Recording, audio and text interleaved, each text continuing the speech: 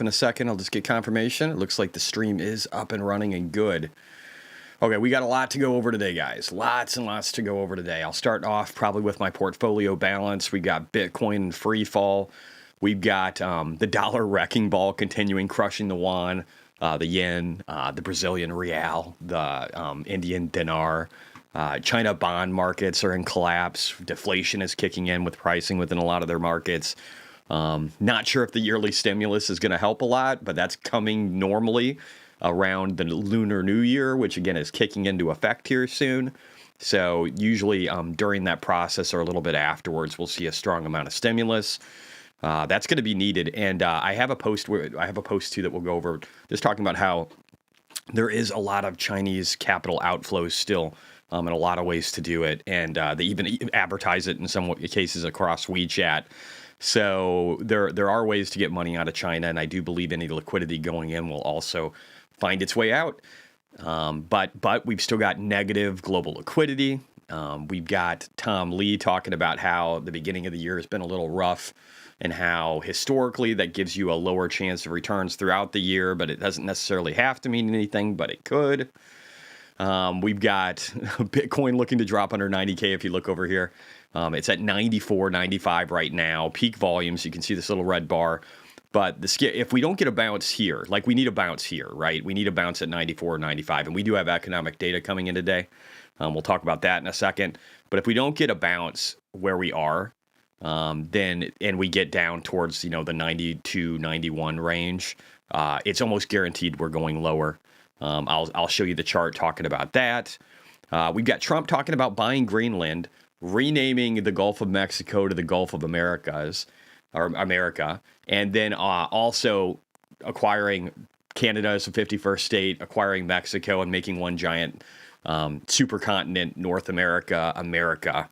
I actually think that's fucking brilliant. I don't know how likely Canada and Mexico are, but I think you can apply a lot of pressure in regard to tariffs to get them to be able to make it to where we're doing less subsidizing of expenses for Canada, and then also just getting them to play ball on every initiative that we have, which I think is very doable. But I do think Greenland is possible. I think we're probably going to get Greenland, as insane as that sounds, and we'll talk about why. We got quantum computing is a joke. I've been saying that for a while. I guess when Jensen Huang says it, all of a sudden people believe it. Palantir has dropped 20% from its high, and I believe it could go another 18 to 33%. We'll talk about that. And we got a ton of Tesla news. So also, tomorrow, markets closed because of Jimmy Carter and just what we do with presidents, right? So tomorrow, markets closed, and then Friday, I'll be traveling. Which post from Trudeau? I don't know. Trudeau's such a fucking idiot. Nobody gives a shit about what he has to say anymore. But without further ado, let's start off real quickly with portfolio performance. We'll rocket through this as fast as we can, okay? So I put my yearly performance for the last 5 years. I'm trying to clean all this up, and I'm going to, again, try and do it on a weekly fashion every Saturday. Since I did it now, I'm probably not going to do it till next Saturday, but then I'll try and get on that appropriate cadence. I did have to transfer files from Windows-based computing over to Mac, and then I got file corruption, and it was just a fucking mess. I got all that fixed. I got it on here now. I am getting a new Mac. It sucks. I spent almost $4,000 on this one, but I didn't do a good job with my research. Found out that 48 gig is not enough. I just don't know how I would have known this before. But I'm upgrading to 128 gig with a M4 Max that's pretty loaded, 4 terabyte drive. So it should resolve a lot of issues that I have. So hopefully I'll be getting that next week too.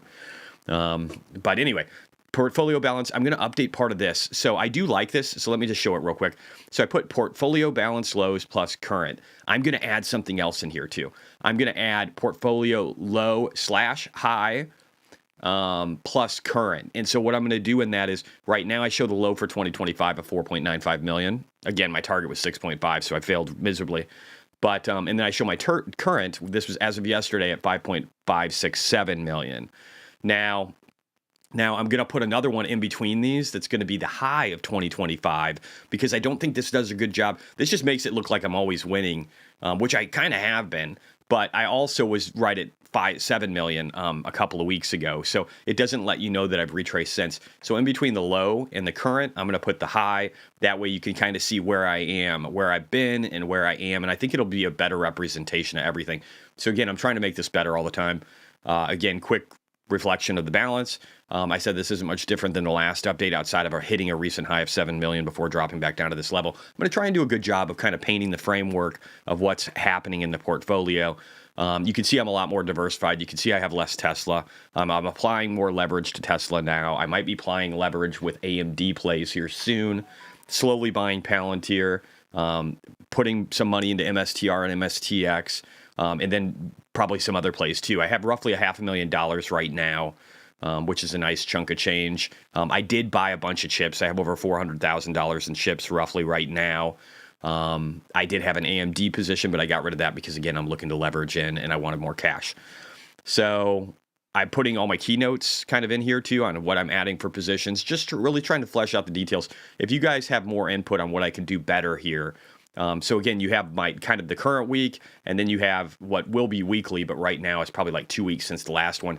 You can see where we were, right? So this will give you just a running history where you can always see that I'm giving you updates. I'm giving you all the information I can give, and I'm giving you my thought process and thesis too of what I'm trying to accomplish. And then again, subs get a lot more because they get additional stuff. AMD, but not Tesla. No, I'm doing both. I'm doing both, man. I'm dialing into leverage on Tesla. I've been doing that for a while. I dialed out of leverage when Tesla was getting near the top. I actually dialed out of $2.5 million in leverage. If we look at this previous post over here, I think it's in here that I talk about it. Maybe. I removed, yeah, so here I said 3.2. I don't think that's right. I think I was dyslexic. I think it was 2.3. So this was wrong, but it was 2.3 and then eventually got to 2.5 that I had removed in leverage. I'm adding leverage now. So I did that near the top. And then now I'm getting back in, okay? Who was impressed with the MicroStrategy dividends? I mean, the tracking still sucks. It gave you a huge dividend to drop the price, I think, just to make it more competitive. And I think also, too, it might have helped them. The lower price might have helped them with some of their derivatives. So there's benefit to it, but these 2X funds still suck ass. You don't want to hold them for a long time. I don't want to hold them for a long time. But again, so I'm trying to do a better job there, guys. And if you like what I'm doing, if you could go in here, like the post, do the same things as you usually do. Again, like, comment. Comments are great. Comments are a 17.5x multiplier. And then share as well. That would be great. It's always appreciated. But let's get to it. We got lots to go over. Not a lot of time to do it. And I will try and make today a marathon because, again, I'm going to be gone until next Monday, really. Unless I do a special video of some kind.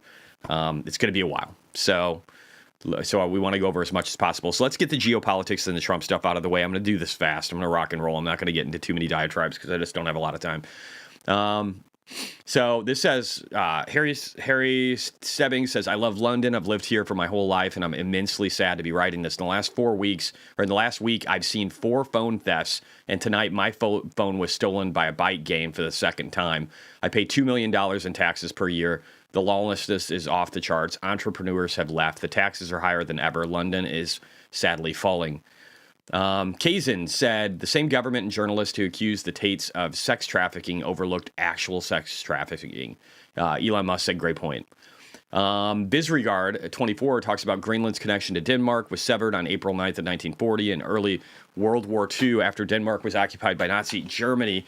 On April 8th, 1941, the U.S. occupied Greenland to defend it against a possible invasion by Germany. We also have a military base there. There are also only 56,000 people that live in Greenland, but they have amazing resources and could completely resolve any concerns that we have about rare earth minerals. And I think this is going to happen. It's very easy to pay off 56,000 people and make them rich and get access to this land. So I think this is going to be a part of America, just like the United States, or just like Alaska, and then you got the United States, and then Canada's trapped in the middle. Seems like we're going to consume Canada. Now, I don't think a lot of Canadians are happy about that. There's a lot of liberal people in Canada. I don't know how all that would work. And again, it doesn't have to happen right away, but Trump is putting this stuff on the table, and I think it's going to be very interesting to see how all this plays out in the years and decades ahead. Slim Shady, I think threatening Denmark to just conquer Greenland is not fair at all. We wouldn't conquer it. We would literally pay off 56,000 people. We could give them $200,000 a piece and it would be fucking chump change. And they would gladly accept it, irregardless of their political beliefs, knowing, or 300,000. Fuck it. Who cares? Make them rich. Slim Shady, yeah, case the resources alone would pay for themselves in super quick fashion. So I think that's what's going to happen. I mean, again, Trump's talking tough, guys. He does this, right? Like, he's like, we're going to run you over. And then he dials it back, and then the diplomats come in. And that's the art of the deal, right? There's a reason that book was written. Time direction. And I think one of the things that Trump loves is that he doesn't have to play the bad guy anymore. You know who the bad guy is? Can you guys in chat figure it out? Let me know. Time direction volatility, DXY flying this morning, massive headwind, sweep the leg, lol, assuming strength due to Trump declaring emergency report to raise tariffs. I think there's some of that in there too, honestly. David Gallo, NVIDIA, only Mag 7 that's green. I wonder where Tesla bottom is. We'll talk about that. I think 360 to 340, but we'll talk about it. Mr. Monkey, 1 million. 1 million is a lot, but I'm totally hearing what's his name's voice real quick. Oh my God, why is the name escaping me? Anyway, whatever. Silly Blunt. Taking Canada would be the Democratic Party very strong. It doesn't have to. Again, you guys just can't think of things as they are. You have to think about the way we will make them. It doesn't have to.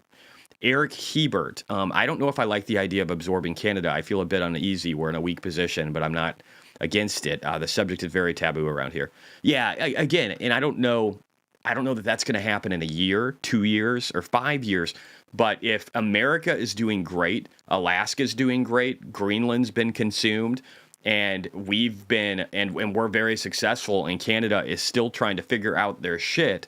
The views might be very different years from now. I mean, look at it. America elected Joe Biden, and then 4 years later, we had an overwhelming sweep for Trump. The vast majority of people hated before this last election.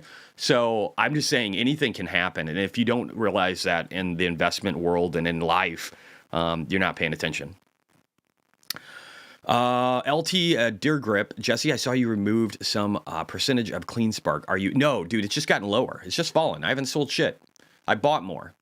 I own more Clean Spark than I've ever owned before. No, I haven't gotten rid of it. It just got smaller. At least I don't think I did. I bought more Clean Spark. I've got a lot of calls. I'm pretty sure I've only added to this thing. So yeah, I don't remember getting rid of Clean Spark at all. I think I've only added, and I've got 2,800 fucking contracts for the 25th of July. I think that's a lot. It's maybe too much. The MSTX dividend was due to a short-term, capital distribution. I think they did that, Derek, for a few reasons. Greenland, great place for iron dome type system. Yeah, again, it makes, if we are all of North America and all of North America is united, like eventually Mexico and Canada too, then we're the richest and most defensible country on the planet from all aspects. It's brilliant, really. And the Iron Dome is just part of that. Canada's not happening now, Mr. B. Don't ever say ever or never, because it might happen eventually. They picked Trudeau multiple times, Grasshopper, but you know what? Trump actually has higher approval ratings than Trudeau right now. So so don't ever say never, guys. That's all I'm saying. I'm not saying that's happening right away. I'm saying I think Greenland's happening right away. And I'm saying it's going to we're going to put shit tons of pressure on Canada and Mexico to do our bidding, and we will. We'll win. We'll win because we're the defensible. We have all the power. We have all the power. We're a naturally rich resource demographic location, and we have immense power over these regions. And Trump's going to make sure that they know it.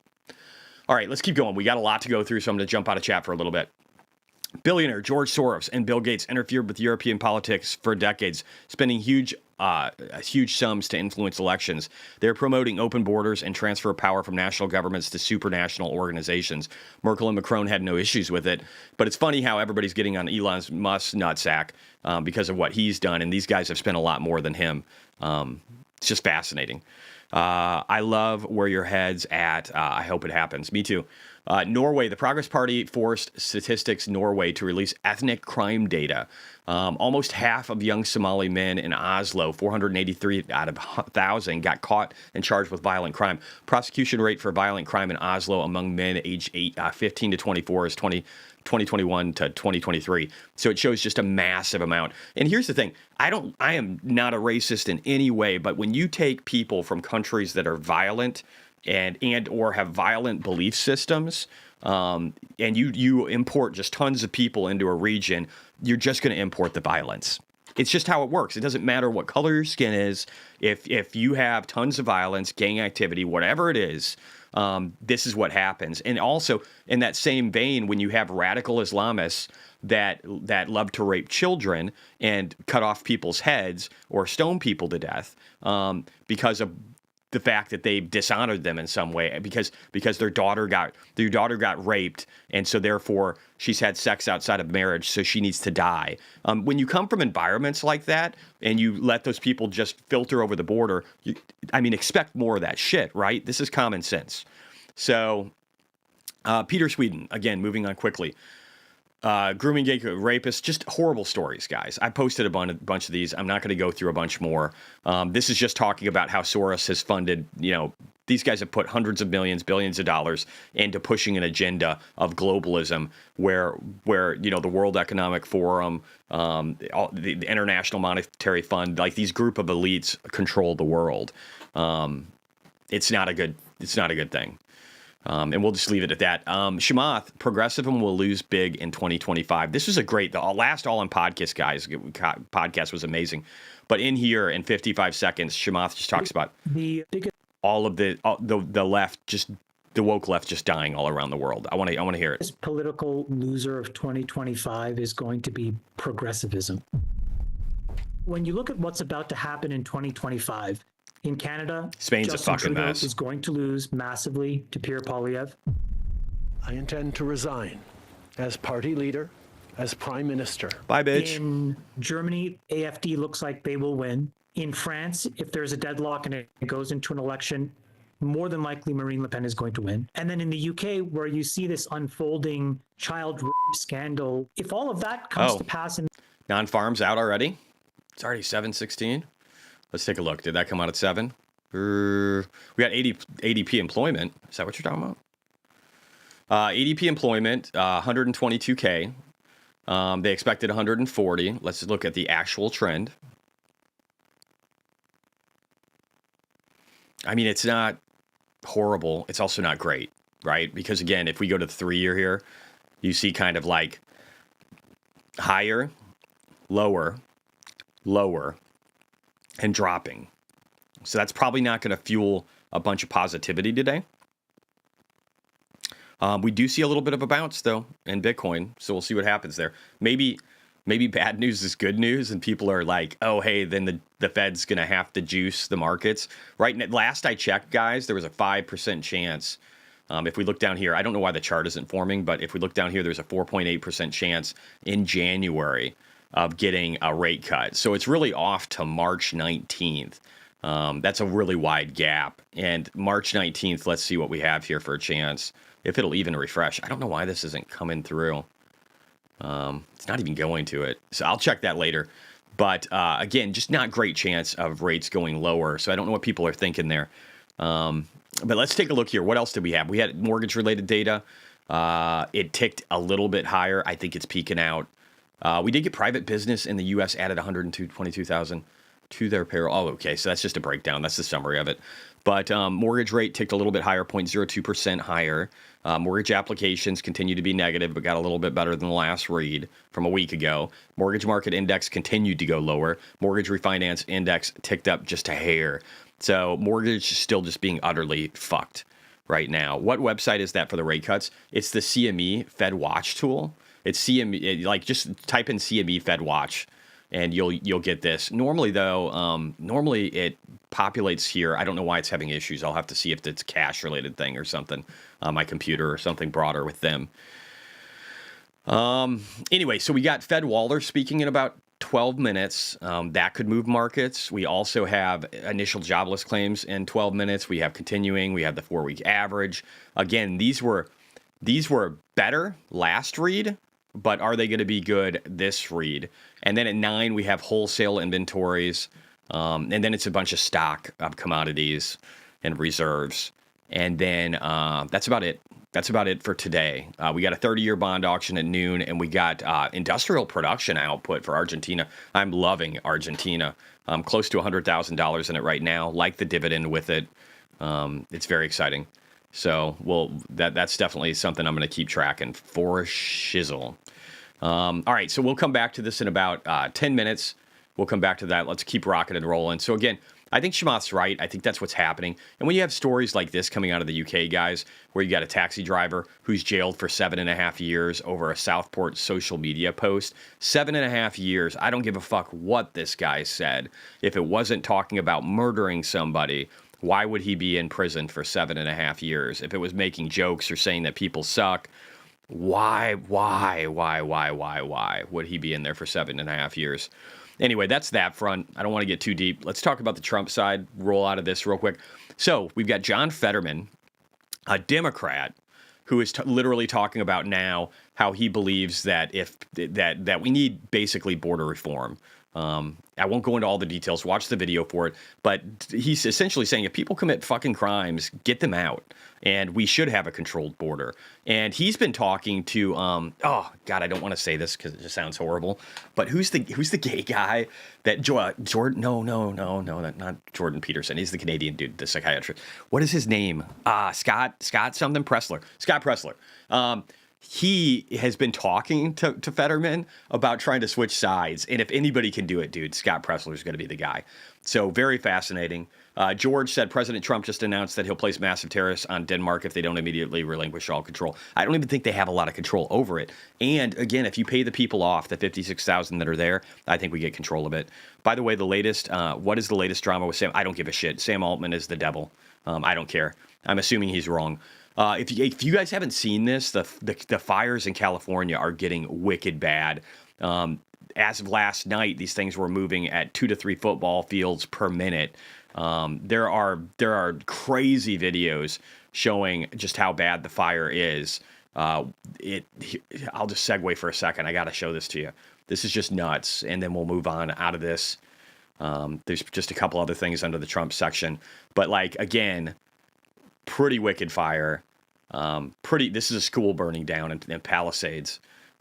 This is just crazy flames again. And firefighters here, they couldn't really do much about any of it.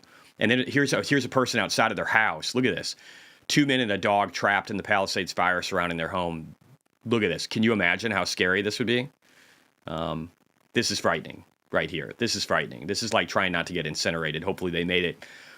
Very scary stuff going on in California. So pray for all those people. And I did want to say this. The reason I brought this up under the Trump category is Trump's been warning California for years that they need to do more controlled burns and that they need to be getting access to water that's to their north and I think the east.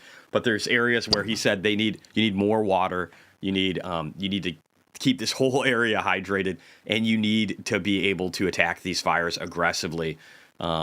California is such a dangerous place, though. It's such a dangerous place when it comes to fires, earthquakes, and so many other things. But yeah, I hope things are going good there. It's frightening. Senator Ted Cruz is introducing a constitutional amendment for term limits for all members of Congress. God, I hope that passes. We've got Antarctica with a MAGA hat spotted. Awesome. We've got President Trump saying he's prepared to use economic pressure to force Canada to become a part of the United States. Again, I think there's going to be massive amounts of that. And then you got Donald Trump Jr. meeting with people in Greenland, I think, to start talks about acquiring that region. So it's just all very fascinating. Oh, there's a note on this one. What did it say?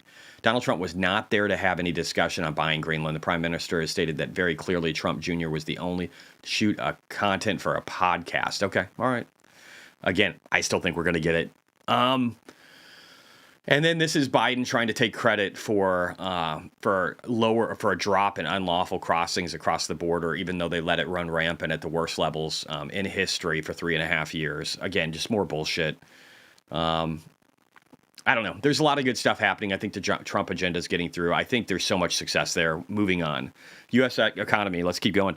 Albert says Greenland is an autonomous region of Denmark. DK is also subsidizing it as it doesn't have. I know Denmark is subsidizing it because it doesn't have any real economic output. So not only, and they're not doing anything. They don't really have the infrastructure in Denmark to be able to make it to where they're making any money off all the natural resources that this region has. So it isn't working out great for anybody, and I think we can fix it. All right, Holger says, good morning from Germany, where factory orders took a sharp dive, delivering an economic blow just ahead of the election. Orders dropped by 5.4%. Germany is fucked. Far worse than the 0.2% decline economists had anticipated. 5.4 versus 0.2. Fuck. Worse than the beginning of 2024. I mean, this is looking bad. You don't want your output to keep going down like this. If you look before the pandemic, I mean, things were red, but they weren't to this degree. Germany is in free fall when it comes to manufacturing, and it's only going to get worse. It's only going to get worse, guys. It's so bad. Kobayashi letter said, wow, the NASDAQ just posted its single largest daily volume in history with 13.4 billion shares traded today. This beats the previous record of 11.9 shares on May 16th of 2024. Markets are heating up. I agree, and that could be a short-term top. That's the reason I posted it. This guy's a super mega bear, too. I also wanted to say this. George posted breaking a state legislator on Arizona's DOGE committee, because Arizona has one of those now, just introduced a bill to shut down many state agencies, councils, and commissions to cut waste. The Citrus Research Council, the Beef Research Council, the Cotton Research Council, the School Bus Advisory Council. Why isn't this just a program? Student Transport Advisory Council. Why isn't this a part of this one? Companion Animals Spay and Neuter Advisory Council. Office of Tourism Advisory Council. Arts Commission. Animal Acupuncturist License. What the fuck? Makeup artist license. What? And so again, we're going to be. This isn't something that's just. This is the Javier Milei in just a state, but. This isn't just going to be a federal thing. It's going to be a state thing. It's going to be a city thing. This is spreading. We're going to slash and tear down a bunch of this bullshit. And again, this would be amazing, especially if we threw Mexico into it. I just wanted the people to be clear. I said 100, don't let the market wash you out. This is Chicken Genius. He said, this is a part of the cycle. You become left curve, mid-twit. I remain irresponsibly long. Believe in something. Trump. I agree with 100% of that. I said, I'm currently leveraging up since I exited over 2.5 million a week plus ago. Again, the 3.2 was me being dyslexic.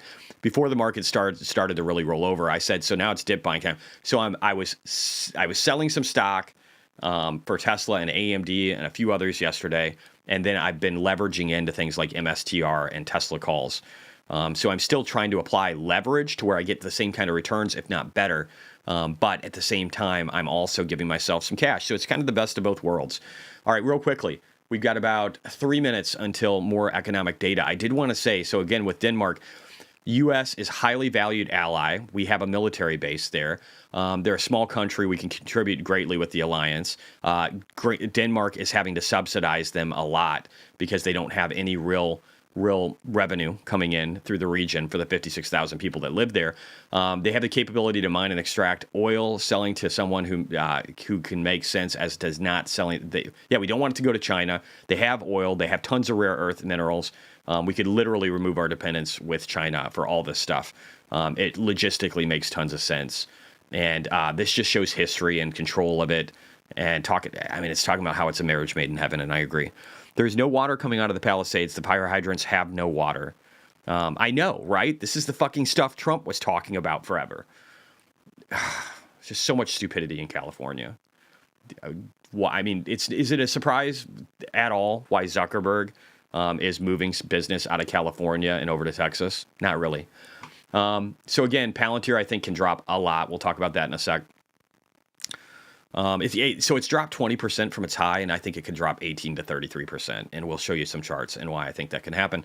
I said I don't love the setup on the daily NASDAQ chart. I said this yesterday before markets closed, about 20 minutes beforehand. I said, along with many other indexes. Why? we're below the current fib extension level. So that was right here at the 0.786 on the trend-based extension. I said we're touching the 50 moving average a lot, which is right here. And it wouldn't surprise me if we drop underneath of it, especially since tech is looking weaker right now, okay? So I said the more we test something like this, the greater the likelihood that we're going to try and test below it again. And we didn't have much of a wick beneath it before. It was just right here. And then so I show that. So I say, hey, we're under the fib. We're testing this 50 moving average, which again is in purple on every one of my charts. And then we don't really see any real support until the 20,400-ish range, or 20,500 probably, where we get another big amount of volume and we hit the 100 moving average, which could act as support. And we've got this downward trend line that was our breakout zone that we retested that we could test again. This is really like a beautiful spot to stop. It could happen before that. Over here, you can see a little volume peak too. If it did that and then it started to go up, that would be clean. That would switch me to bullish, especially if other things were looking good too.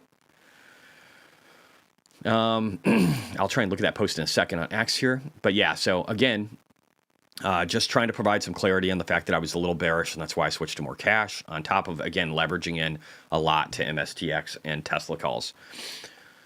Yeah, I think that's it on U.S. economy. Let's move on. So I got Zuckerberg backstab his whole family to keep his business.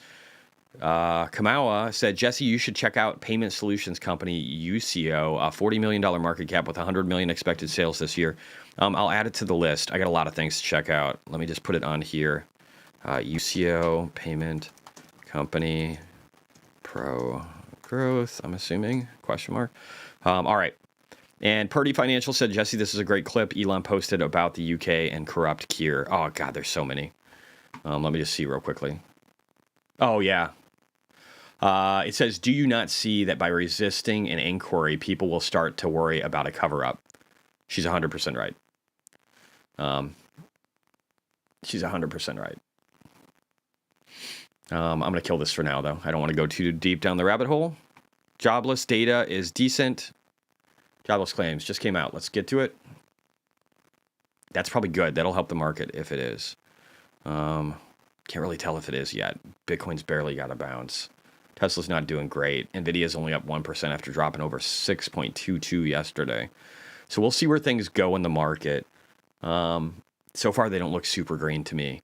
But let's see. Jobless claims, 4-week average, again, lower. Good. Continuing jobless claims. Lower than consensus, higher than forecast. Let's say good. Good to neutral. Initial jobless claims, 201, lower than forecast and consensus. Good. So we really got worse than expected data out of ADP employment change. Mortgage rates still sucking, but hopefully finding a top. And then jobless claims looking good.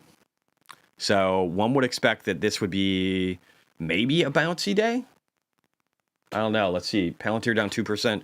Maybe a bouncy day. Maybe. The 4-year, yeah, let's see how the 10-year is doing here. So the 10-year is still up 4.706. I do think that's a slight decline. 2-year is actually rolling over 0.09%, so it's going down. And let's see how pressure on the dollar is doing. So China still looks like utter garbage at 1.608% on their 10-year yuan bond, which is bad. And then let me see what the dollar is doing here. Let me see if the dollar is going up. I tried to resize a window and it just brought out a bunch of my percentages so I can just see the charts. So yeah, still a decent amount of pressure on the yen, the yuan, the Indian rupee, and especially the Brazilian real today after it started getting better. Let's listen to our boy, Rick Santelli. Sounds like he's going to be talking a little bit about some of this latest data. Let's listen to what he has to say about bond spreads and just everything else. I want to hear his take. Okay.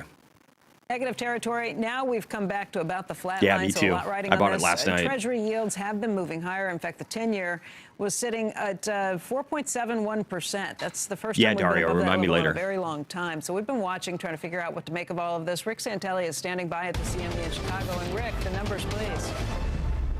Yes, and these numbers are low on initial jobless claims. 201,000. This is about 14, 15,000 less than expected. Currently, it's 10,000 less than our last look at 211,000, unless there's a late coming revision. But it does underscore that the New Year's Day holiday may have had an effect. Now, if we look at continuing claims, it is now the 31st consecutive week above 1.8 million, 1,867,000. In the rearview mirror, 1,834,000. And this is also most likely affected by some holiday issues. So they might be something to wait to get a better GPS. But when you take a step back, they're still on the low side. Consider we haven't been over 250,000 on initial claims since the first week in October. A strong economy is not a bad thing. And you're right, we've traded a bit above 470 in a 10-year, and we're getting very close to 5% in a 30-year. 22 billion of those 30 years, by the way, Becky, will be auctioned off on a reopening at 1 Eastern.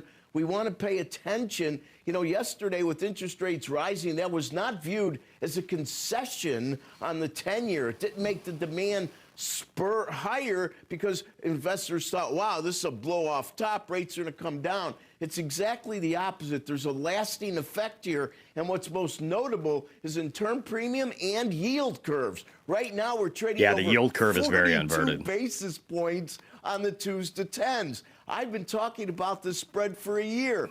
Every trader in the government sector I know has been looking for a steepening curve, adding term premium expanding. These are trades you want to pay attention to on the long end as the rates continue to firm. You could make a case ADP was less than expected, but we've kind of been there, done that. You could make a case that job openings were really aggressive, but quits might have moderated that. But in the end, watch the way the market reacts to these data points.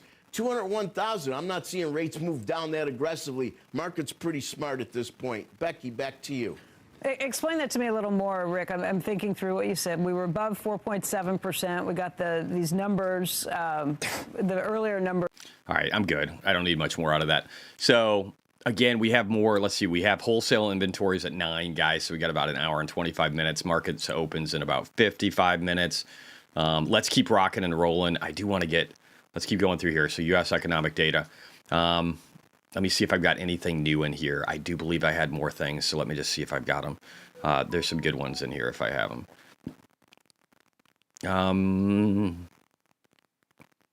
I just want to double check that I didn't miss anything important because there's a couple that I wanted to talk to. Lena Khan's gone. I just think that's amazing. This is so good for M&A guys and just tech sector in general. I think it's a really good thing. And then again, yesterday, in case you missed it, if you were under a rock, we've got a $20 billion contribution to America from DMAC. And they talked about pushing it to $40 billion, which is huge. You got Zuck moving to Texas, Zuck believing in freedom and community notes, which is funny. The stream audio is a mess, lots of static and crazy white noise. Okay, try and refresh or use YouTube. Seth Golden said, too many job openings. Oh, no. Too strong of service sector. Oh, no. Too strong of retail sales. Oh, no. Too much further from recession. Oh, no. Too many value stock ETF opportunities. Prediction, I'm buying. I actually agree with that. I think that's great. And let's see here.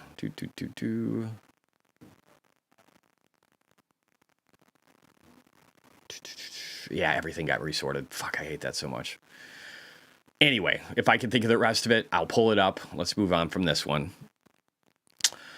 I got to go AI and chips just because we had NVIDIA around yesterday, and Jensen Huang was a wrecking ball. Okay, yeah. So micro to macro over here, I said, this is what happens when the CEO of NVIDIA tells people that quantum computing is 15 to 20 years off is actually what he said.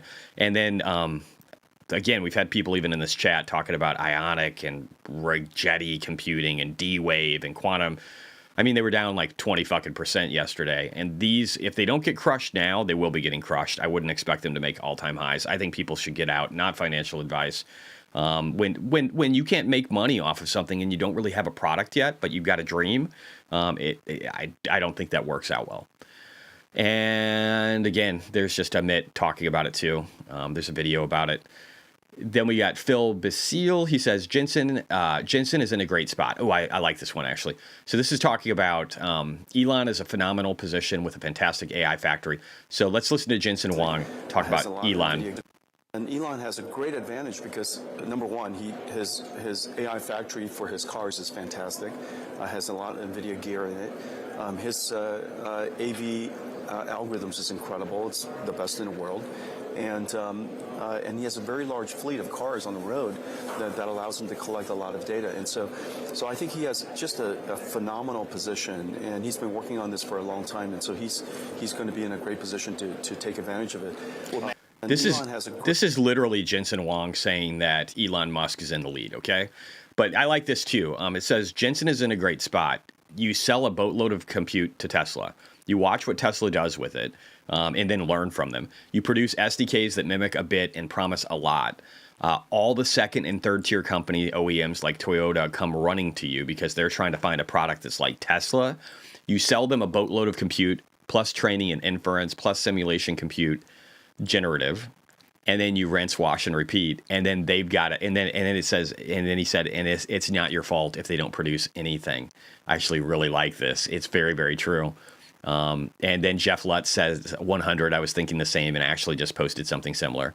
So this is all, I don't know. I think this is a win for NVIDIA. Glad I own the stock. Maybe I'll buy a little more today. I don't know. We'll see.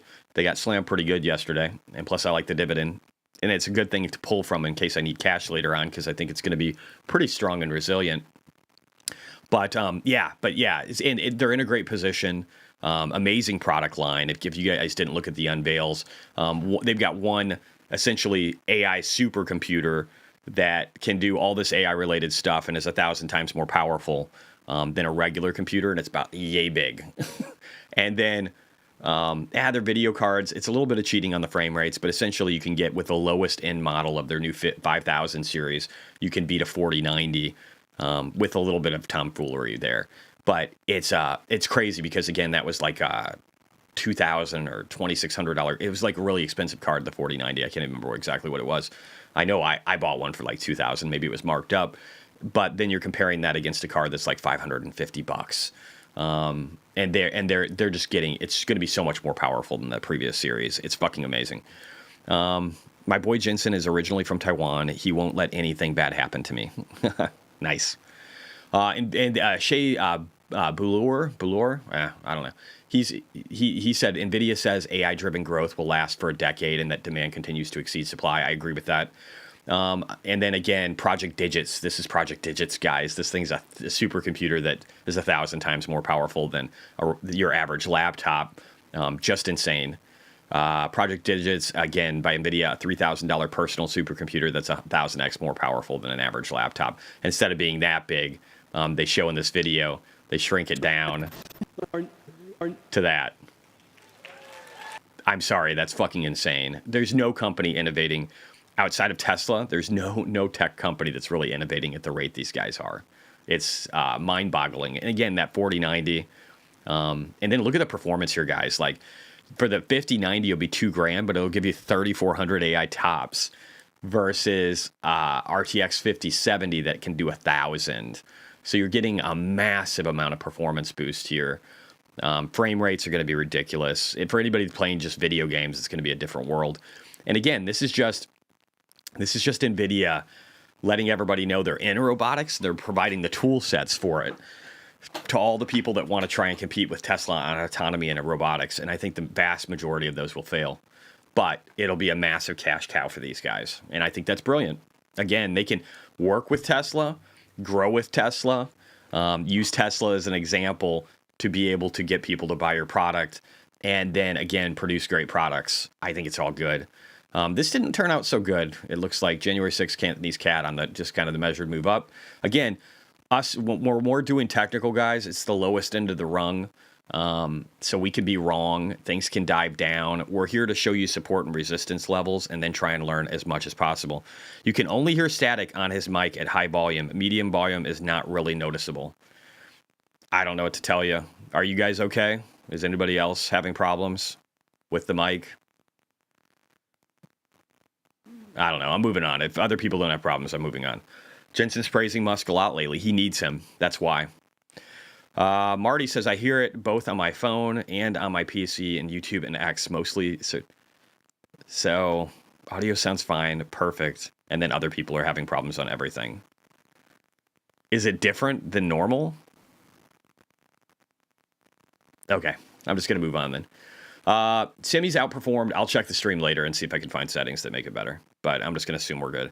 It's funny because even if 80% of the robot companies fail, NVIDIA still wins because they already sold all the compute. Yes, exactly. It's a win-win for NVIDIA. I think it's brilliant. And this is just showing how Seth said semis outperformed SPX through year-end 2024 consolidation. The performance ratio may have triple bottom. Semis may have worked off enough of a pull-forward price action in 2024 to provide leadership once again. Biggest industry group in SPX, no other leadership will satisfy. I agree. I think semis are going to be very powerful. I think memory is going to be very powerful. I said I now have over 200,000 in chip sector and looking to get more. I've got more than that now. So again, closer to 400 something, and then looking to apply some leverage as well. We have somebody talking about treasury yields. I might want to hear what he's saying, even though he's a bear. I actually do think we're getting something like this. I really like Tommy's chart on this one, just showing what the potential of AMD at 220 and 280. I don't think that's crazy. I really do like the fundamentals. I like the data center approach with AMD. And Micron is going to be great for the memory. The memory is the big thing. That's where the bottleneck is. Reload trick works sometimes. Weird. Concord, ASML looking strong here too. Daisy, it's just a tad off and static, but not a big deal. I didn't even notice until someone mentioned it. Maybe it would be more annoying if I had headphones. Let me just see something real quick. I'll check something with the audio mixer. I mean, the Shure mic doesn't look like it's peaking too much. It doesn't look any different than what I've normally done. I might not have one program running. Nope, that program's on too. Yeah, I haven't changed anything. So I'm not sure what's going on. But I haven't changed anything. The mic volumes look like they're peaking right. I will do one thing here with the mic. I'll probably try and change the boost to 6. Just give me a second here. And let me just see real quick. Okay, so that looks pretty good. I'll maybe do this. All right, we'll see if that makes it better and see if the boost is any better. I don't know. All right, whatever. Moving on.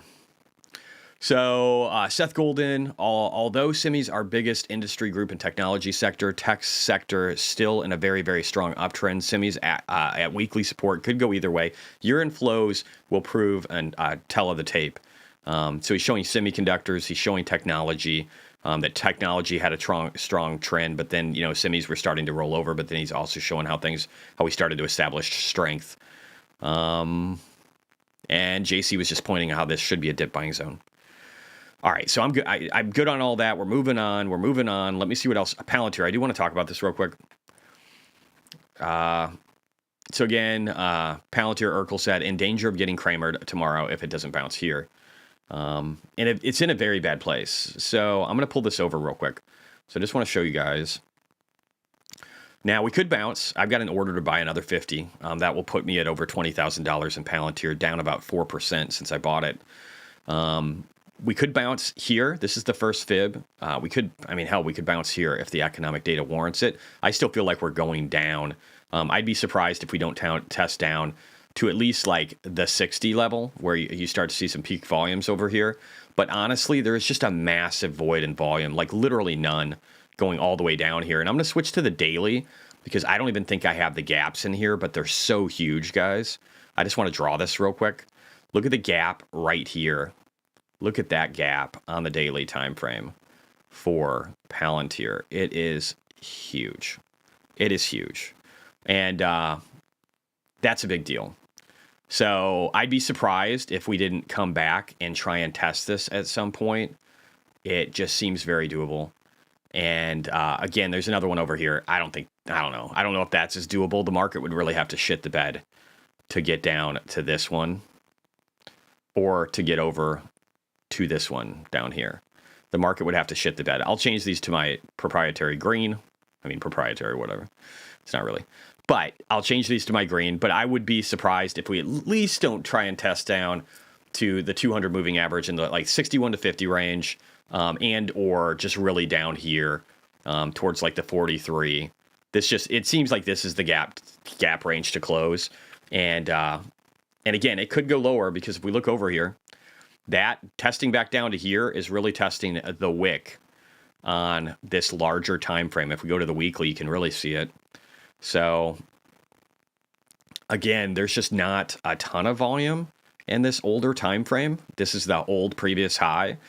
And the retracement for this fib retracement really brings us down to the golden retracement would be all the way down here. And so I'm trying to be conservative and say 18 to 33% downside risk, but really if I looked at this objectively, it could go 43% to 46% lower than it is today. And right now with 20,000 in, if that gets cut down by almost 50%, I don't care. But I'll keep buying in on the way. And if we get down to closing this gap, I'm going to go in pretty heavy. It's probably going to be like a 6-figure amount. And then if we get down here, I probably got $300,000 in Palantir and probably switching stock to calls. If we get down to this level, I would do that. And if we drop even more, then I'm just going all calls. If we got down to 30, I'm going all calls. If by some miracle we got down to 24, I'm going all calls. And I'm going deep and I'm going long because again, I think this is a good hedge for war. So it doesn't have to go all the way down here, but I'm a buyer on the way down, and I'm a buyer today. I've got orders in market orders for Palantir today, and then I've got market orders too for AMD. Just tiny ones. Again, nothing crazy. Just getting up to like 300 shares on Palantir, and I'll keep it. It'll seem inconsequential now, and then eventually it'll be thousands. And maybe tens of thousands of shares. Albert says, every single high-flying stock ever had a 50% retracement from the all-time high. Palantir won't be an exception to the rule that had no exceptions in history.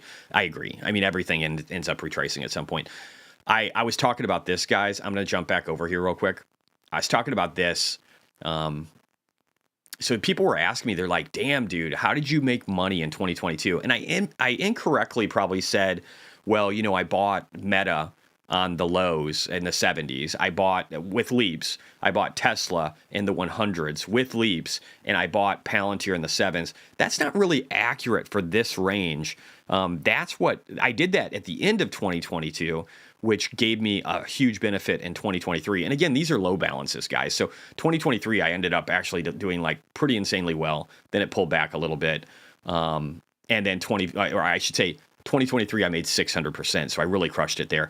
Then in 2024, I only made 53% increase. But these are from the lows, right? So that's not where the percentage is coming from. 2022, I thought about it. Where I really made the money in 2022 when everybody was failing is I invested in my microstrategy leaps that were 2 years out and at the bottom. And then I did the same thing with CleanSpark, and I might have even had some Mara leaps in there too. And I made a shit ton of money. So Palantir, 2x, Jesse. I'm not sure what you mean by that, but I would be looking at leaps in the 30s and 40s, and I think that those could prove to do very, very well. But so again, I think the thing I'm trying to get across here, and I'll add that high of 2025. So for the current year, I'll have a low and I'll have a high, and then I'll show my current. That way you get the full spread. But the thing I'm trying to show here, guys, and somebody asked like, oh, hey, was this mostly because of options? Yes. Probably. The sheer gravity of my returns from negative 46,000 5 years ago plus to 5.56 million that I'm at today, options helped immensely. But the trend is still up and to the right. Even without options, it would have been really good. And if I would have held some things, like just held Palantir, held Meta, held Tesla, held MicroStrategy, if I would have held just those and done nothing else, I would have made a shit ton of money.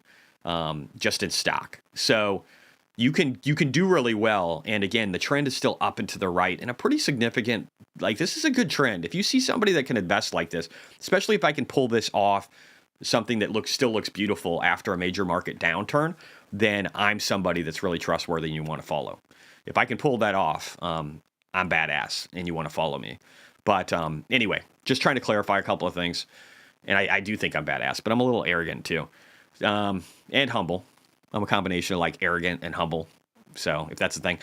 MU, Shay, this again, Micron partners with Palantir to leverage the Athenia platform for an AI-driven data collaboration ecosystem, improving yield, reducing costs, and accelerating value across Micron's supply chain.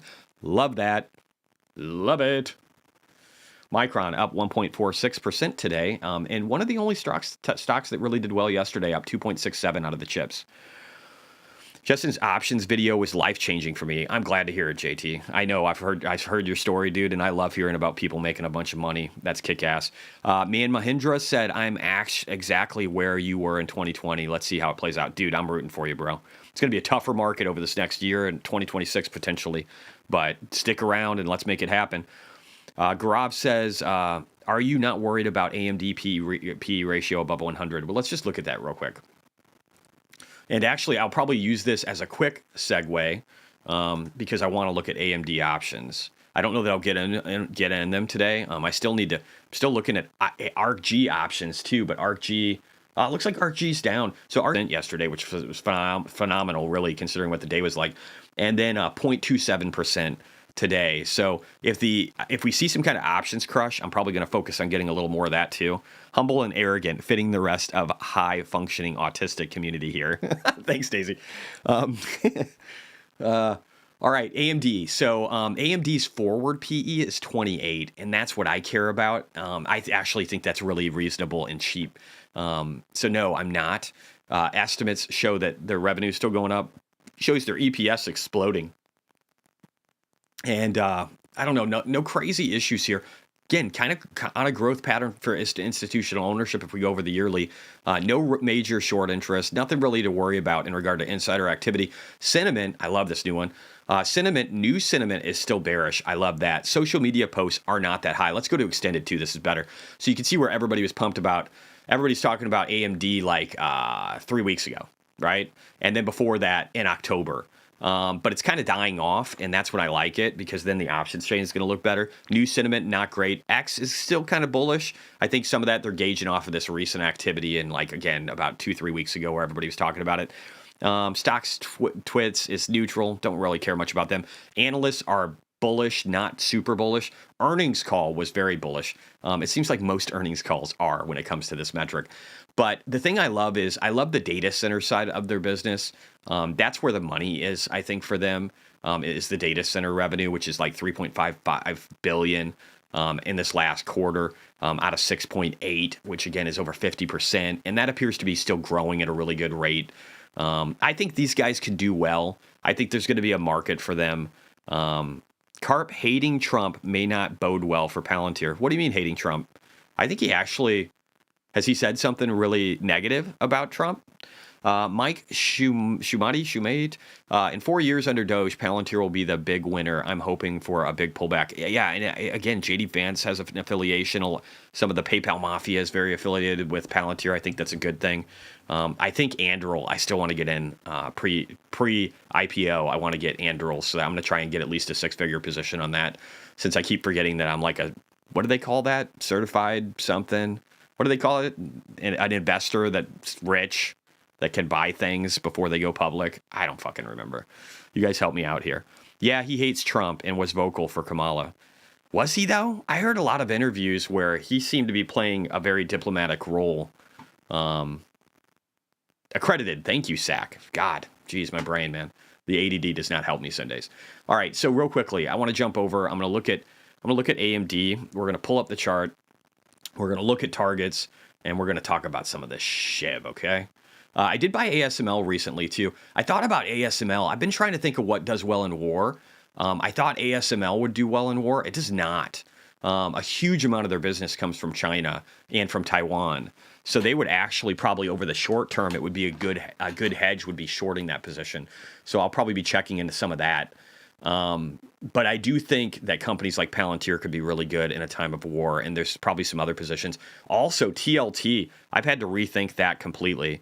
I've done some research. I should probably show it to you guys. Maybe we'll do that in a second. But not impressed with TLT in a war-like situation. And I'll explain some of my thought process behind it.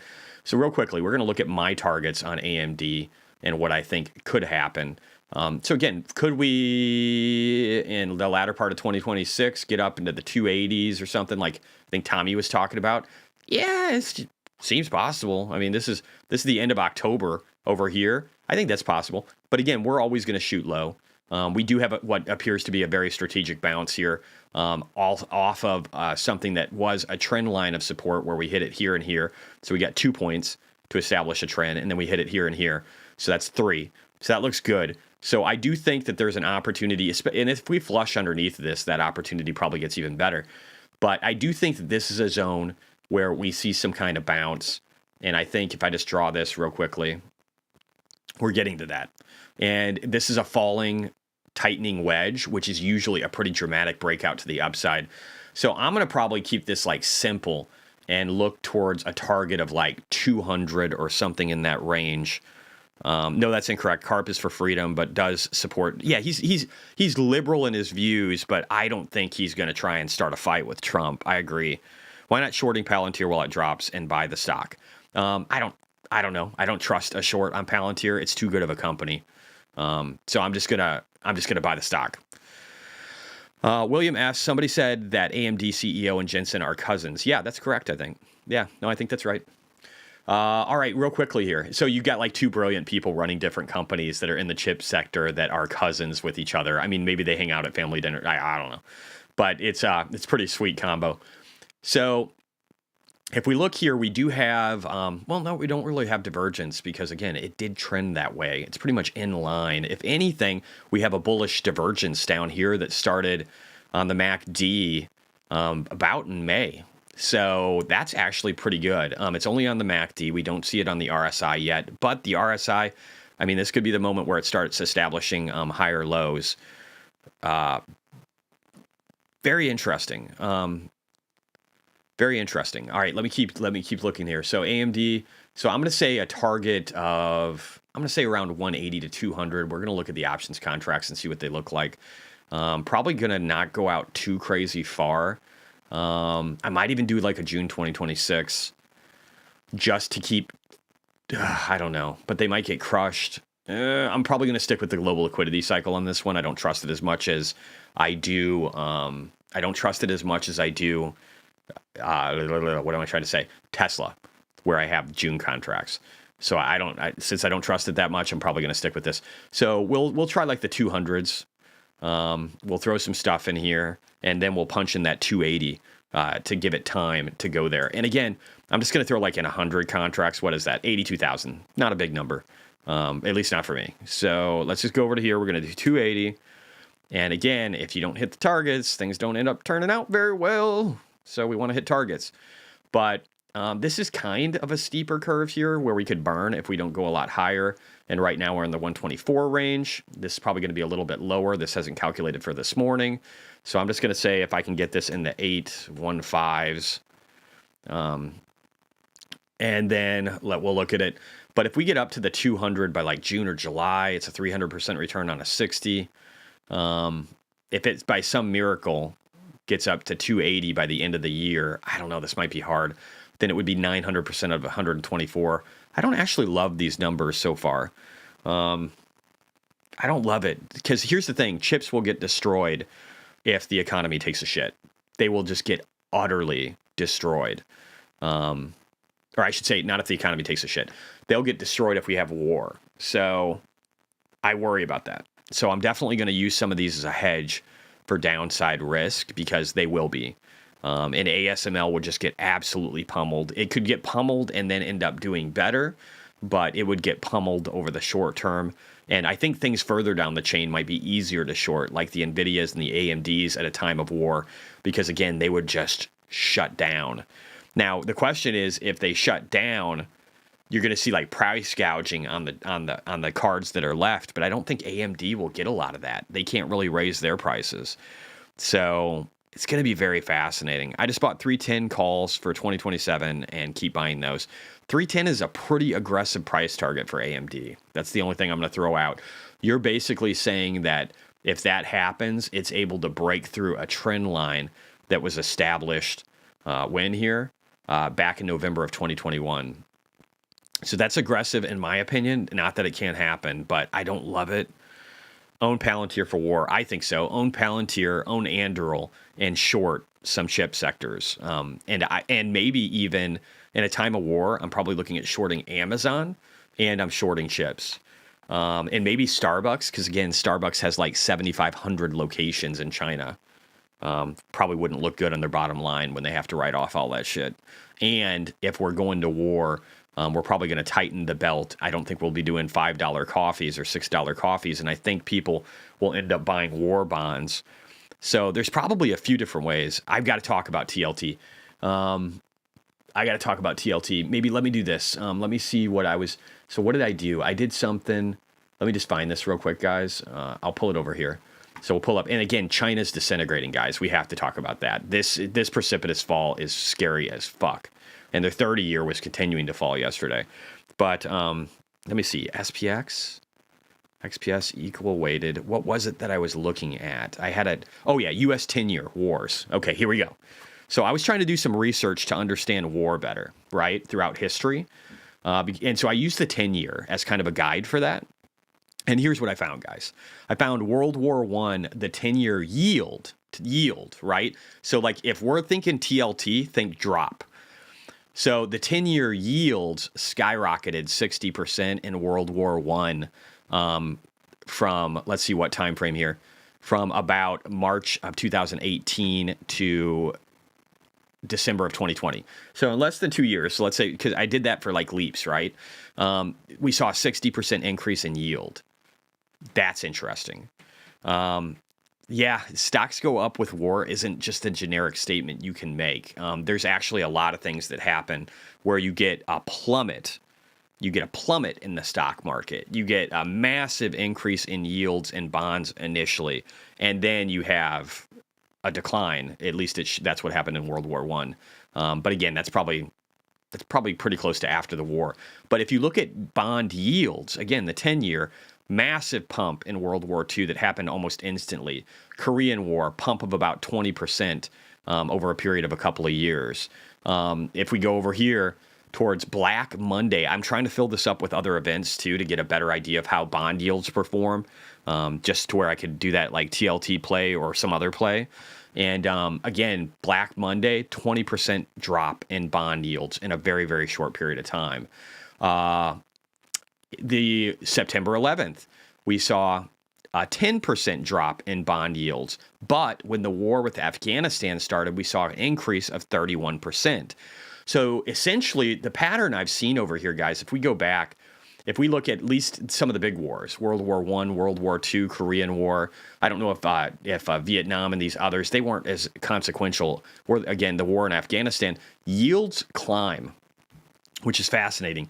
And then we had this craziness where the yields just plummeted for government bonds with the pandemic. They were already kind of in decline, but they really fell off a cliff with the pandemic.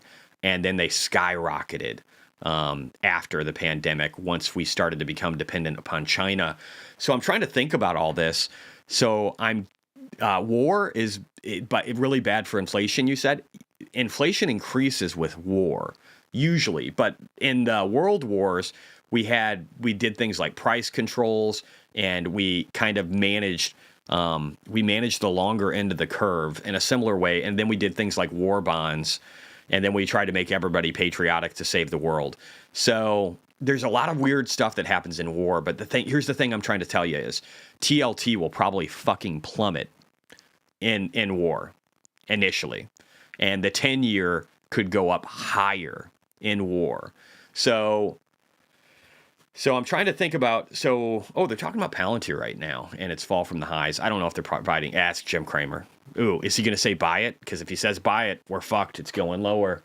And it's down 2.5% in pre-market. We got about 23 minutes until the market opens. I'm going to listen to what these yahoos are saying real quick about Palantir. But so my thought process, again, is just that I'm rethinking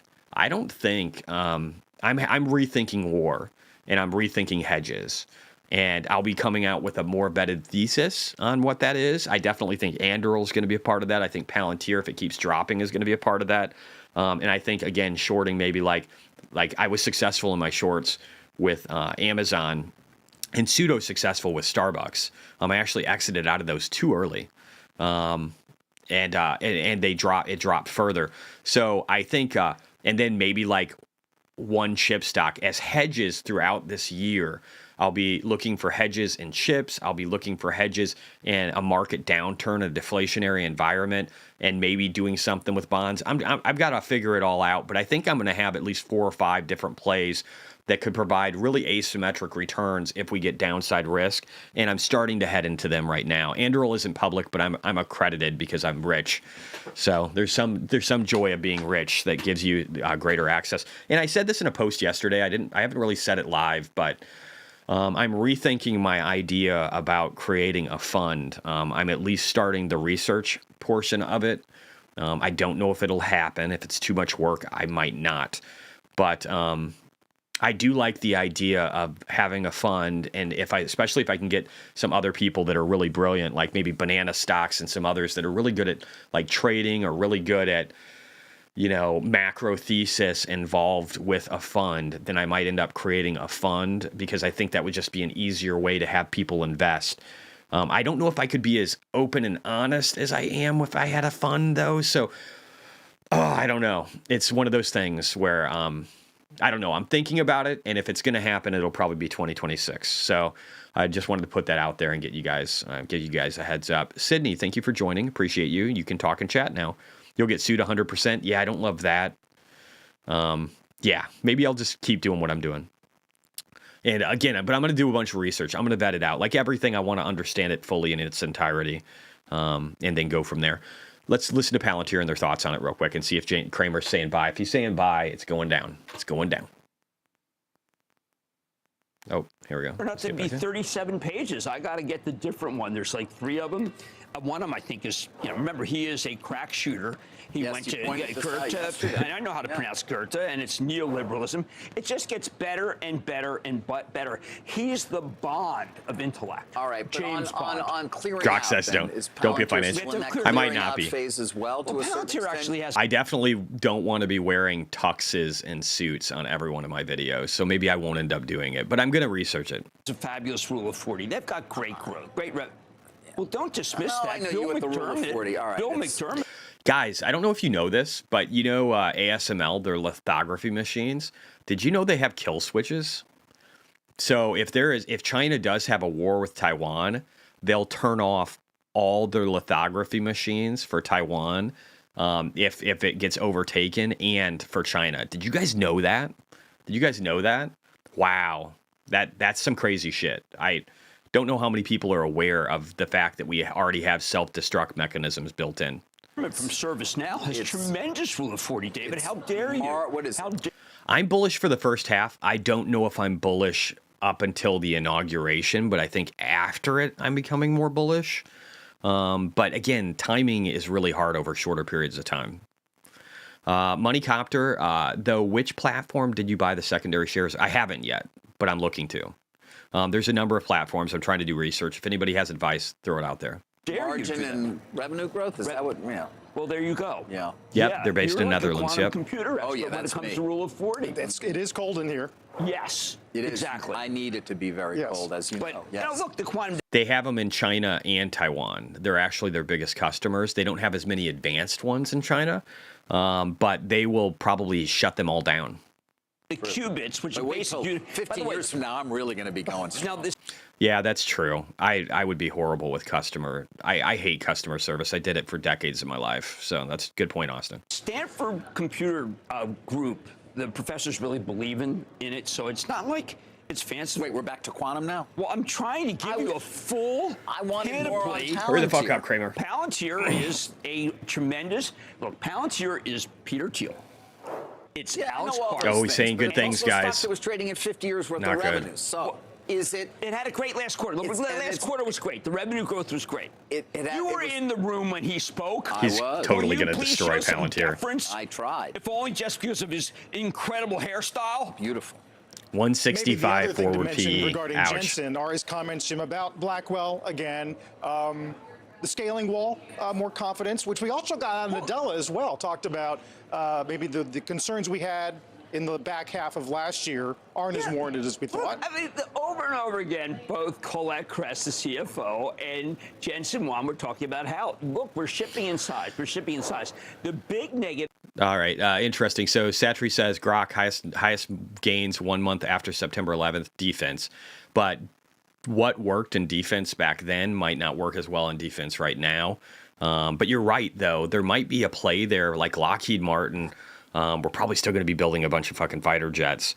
So there's a few out of that list that might still be good this time around as well, Satri. So even though they might get their nuts crushed by Doge and Trump, because he's been bitching about companies like Lockheed and others for a long time, the existing military industrial complex.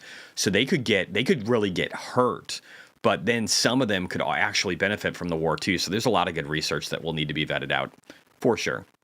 If had been they were not shipping in size. Now, yeah, deals for secondary platforms, you could be paying a 20 to 40% premium on the stock, but that's still probably beating IPO. And Anduril, I think their last valuation was like $15 billion or something. I don't know. I'm still doing a bunch of research, but I still think it might be a good deal. people wanted them to guide up, and that was not the nature of the CES conference. Some of the analysts just goaded. My friend Ben Reiches did compare it to Tony Danza moment. He does. But Ben I saw that. They said they worked out together. Yeah, they worked out. I thought it was pretty cool. Yeah. But Ben Reiches asked this good question, point, Dario. which just says, all right, really? I mean, is it longer term? And all you keep hearing about when it's longer term is trillions, not billions, but trillions. I think, to Benny's point, he said a lot of future war will be fought using AI, so I'm not sure Lockheed will be a powerful going... Well, so they do have autonomous, like, drone-like fighter jets that they're working on, too. They're just outrageously overpriced. But I do think you'll see probably a combination of like, main fighter jets still that are powerful right now, and that you'll still see that stuff in the war front. But what you'll see is, like, incorporation with Anduril and Palantir, where you have drone swarms with them. Some of these drones will be to offset any kind of attack that might happen on the main fighter jets, and like defense, and or some of them will be also offense, weapons that are flying alongside. And I think there's going to be a lot of stuff in incorporation between drones and physical, people involved until we get something that's more fully autonomous. But again, knowing what's coming up in the future, that's where you're going to make a lot of the money. I agree with that for sure. Now, can this stock hold up? It had one of the most vicious reversals, which... Tesla, I do think that Elon Musk, it might forego some profits, but I do think that there will be massive amounts. Again, Starlink is going to be a big part of war, with all the satellites that are sitting up in space, that if GPS got knocked out, or China's version of GPS, Starlink would still function all around the world, and it would be almost impossible to take it all down. And then again, Elon's ability to be able to build out factories, that factories are the product. And so I do think you're probably right. And EMP Anduril jamming systems are going to be huge too. Lots of stuff like that. Lots of interesting stuff. Yes. Benny, Jesse, can you watch this video that Unitree put out about their robot? I've seen it. I think a lot of that stuff is bullshit. I've seen a bunch of other products from Unitree that they show that were actually AI, but they looked really pretty. I've seen the one with the rolling wheels and going down the hill. That actually looks real, but I also don't know how much of it's remote controlled. I've seen a bunch of their other products where they've had them at like Chinese shows, and they like fall over, or they've got to be held up. So I don't know. Yeah, I don't know. There's a lot of funny business out of China. I wouldn't try. I don't think they're anywhere close to where Optimus and Tesla are. Let's just put it that way. There's a lot of bullshit that comes out of China. Have you checked Neptune Dig for exposure on SpaceX among others? No, and I don't want to get too deep down the rabbit hole. Mark DeCat, thank you for joining. I'm real quickly just going to kind of roll over and try and get more done here. I can feel us getting closer to AI nuking us. Maybe. All right, let's keep going down the list for Palantir here. So Arnie said Palantir is helping NATO and Jeff Nations, UK-led, protect the Baltic Sea from Russian sabotage. So again, Palantir has been kind of able to navigate the terrain for a lot of different things. And this is me, on January 6th, basically saying this was the top. I've been saying it since the beginning of January, end of December, and we just keep dropping. So, yeah, anyway, so I think that's going to be interesting. Let's jump over here real quick. I want to go to Bitcoin, MicroStrategy, all these other things. MicroStrategy announces strategic partnership with German-based Stackit. Cool. I'll have to check that out. Also, MicroStrategy and BlackRock have over 1 million Bitcoin. So again, whether we start stacking in a strategic stockpile or Bitcoin reserve right out of the gate, I think we're at least getting a stockpile announcement. Doesn't really matter. We've got like 13, 14 states looking at strategic reserves. We've got 1 million Bitcoin just between one ETF and one company. We have 40% of the hash rate. We are the winners, no matter what. And again, this is just me talking about targets. I actually gave this to everybody, not just subs. Normally, it'll just be subs. VR Japan, yep, China makes great robot TikTok videos. I know, and they're like 90% of them are bullshit. And you can even see the AI, or you can see the graphics being used to make them look real when they're just not. Teddy Bitcoins, how many people realize a net of negative 700,000 Bitcoin have taken off exchanges in the last 12 months? What happens when the president wants 1 million Bitcoin for America? Supply shock, Omega candle. I agree with all that. Cynthia Loomis, 29-second clip. Let's listen to what she has to say. Wouldn't it be fun if the next arms race was not for weapons, it was for Bitcoin? Wouldn't it be fun? If you've read Software or Soft War by Jason Plowry, the person who works for the Space Force, you would understand that comment more. And if the U.S. is buying Bitcoin and it scares China and Russia, so they start buying Bitcoin, and we have an arms race over Bitcoin instead of over weapons, that we're as globally we're challenging each other to have a secure store of value. Oh no, Banana 3's house in LA is in the fire area. Scary stuff out there. Mayor's out of the country. Fire chief, well, you can look at it. Yeah, the DEI fire chief. That gets me really fucking excited for hope for LA. It's gonna be a fucking mess. It's gonna be a mess. Complete mismanagement all across California. Newsmark Capital CEO explains on CNBC how Bitcoin-backed loans reduce their risk. This is a little bit old, but I think it's a great video. And again, we broke down underneath this, so we need to get back above it soon. This shows the 97 range, so we need to get back above it soon, or again, we fall further, and I already talked about that. Chile preparing for a Bitcoin reserve. We got Chilean lawmakers talking about Bitcoin reserves. We got Senator Bill Hagerty expressing his support for a strategic Bitcoin reserve. We've got Canada's Conservative Party leader, Pierre, talking about how he was talking about, a strategic reserve type thing, and about how Bitcoin could help opt out of inflation. And it's up 137.5% since that time frame. Most people cannot wrap their heads around how Bitcoin is going to demonetize real estate. I agree with that. They very likely won't figure it out until Bitcoin hits 1 million plus. I agree. It's gonna suck away the strength from real estate. Borders will have less meaning the more crypto gets adopted. They'll have, I do think that's, and I wouldn't even use the word crypto. I think that's too generic. It'll have less meaning when Bitcoin gets adopted. Crypto is just mostly shit. But stable coins have a purpose. I think Solana could be very useful. I think transactional stuff is useful. But I think the ability to not have to worry about something inflating in value all the time is very, very huge. And Bitcoin is that. Bitcoin is the godsend. This is it says Salvador Nasrallah, leading presidential candidate for Honduras, and he's wearing a fucking Bitcoin cap in a recent interview. There's just so much. Howard Lutnick talking about how he's got hundreds and hundreds of millions of dollars of exposure to Bitcoin, and it'll be billions because he's just going to keep buying. There's just there's so much positive stuff. Mike says HSBC today downgraded AMD to sell from buy while lowering its price target from 100 to 110. Sweet. I guess I'm glad I sold AMD yesterday. What is AMD down right now? Let's just see here real quick. Down 2%, and I'm going to buy a couple of shares today, and I'm probably going to hold off on options because I just don't like the way the contracts look. So, but I'll let that buy go through, and I'll let Palantir just nibbling, guys, just nibbling. You got to nibble. I'm just going to move some stuff around here. Going to put that over there. Got to put my war one off too. I'm going to throw that over here. I might end up running to the restroom real quick and letting you guys watch some videos. Let me see here just for a second. I'm Canadian. Oh, don't want that one. That's not what I'm looking for. That's not what I'm looking for. Oh, and I maximized it. Let me reduce the size. Oh, I can't wait until I get my new PC and I get rid of the lag. Maybe that'll help audio too. Anyway, let me hop over here. There's actually one video I might show you guys. It was what I was trying to find and I couldn't find. Let me go over here and just see if I can find it real quick. And if I can, I'm going to play this while I'm gone, and then we can talk afterwards. Let me see here, though. Top videos. CES. Don't care about will.i.am. Elon Musk is vindicated following that lifting restrictions. I 100% agree with that. Private equity could be a boost to IPOs. 3 minutes, 23 seconds. I haven't heard this. I want to hear it.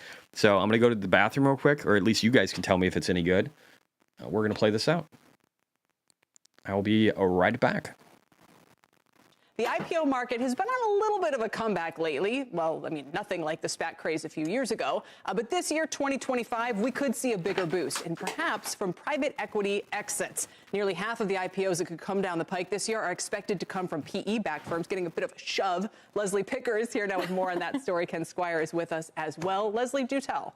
Literally a shove. She did this when she was reading that. Yeah. No, she's right, though, because they've been sitting in these funds. These funds are aging, and the longer they sit there, the bigger they get, the fewer prospective buyers they get. Oh, and by the way, there are all these limited partners, investors in the private equity funds that want their money back. They want these realizations in the form of either M&A or an IPO. IPO is becoming an even more attractive option after 2024, when you saw outperformance. When you look at kind of the IPO class of 2024, the median performance for those that were backed by private equity was about 21%. Those backed by venture capital, the median performance was about negative 8%. So a huge disparity. So you've got the public market investors who like that performance. They also like the predictability of these companies that have an operating history, and credit spreads are extremely tight right now. But interest rates are still high, though, Leslie. Interest rates are high, but the credit markets are open. And more important for private equity is just a stabilization of interest rates. As they were going up, it was harder to model the businesses, especially during the period of inflation. It was hard to be able to say, here's what the future value of this company looks like, and therefore this is what I should pay for it or sell it for. Now that things have kind of stabilized on the inflation front, the thinking is, and financing is pretty wide open at this point in time. You also have this boom in private credit, and that capital's looking to go somewhere. It kind of opens the whole cycle, and there's a symbiotic relationship between the M&A gears turning on, the IPO markets turning on, and it's something that a lot of people are looking forward to in 2025. Well, we know everyone likes to kind of act together, as we're learning this weekend on a number of fronts. But the IPO markets have been pretty quiet considering how strong the stock market was last. So here's the big thing. I think IPOs, the reason I want to watch this video, I think IPOs and M&A, mergers and acquisitions, I think that in initial public offerings, I think these things are set to explode. Well, people heading into next year, and just the environment, the deregulation, all this other stuff. I think this is what really gives us a boost heading into next year. Invest in IPOs are looking for that hyper. Oh, regenerative braking, everything is amazing on a Tesla.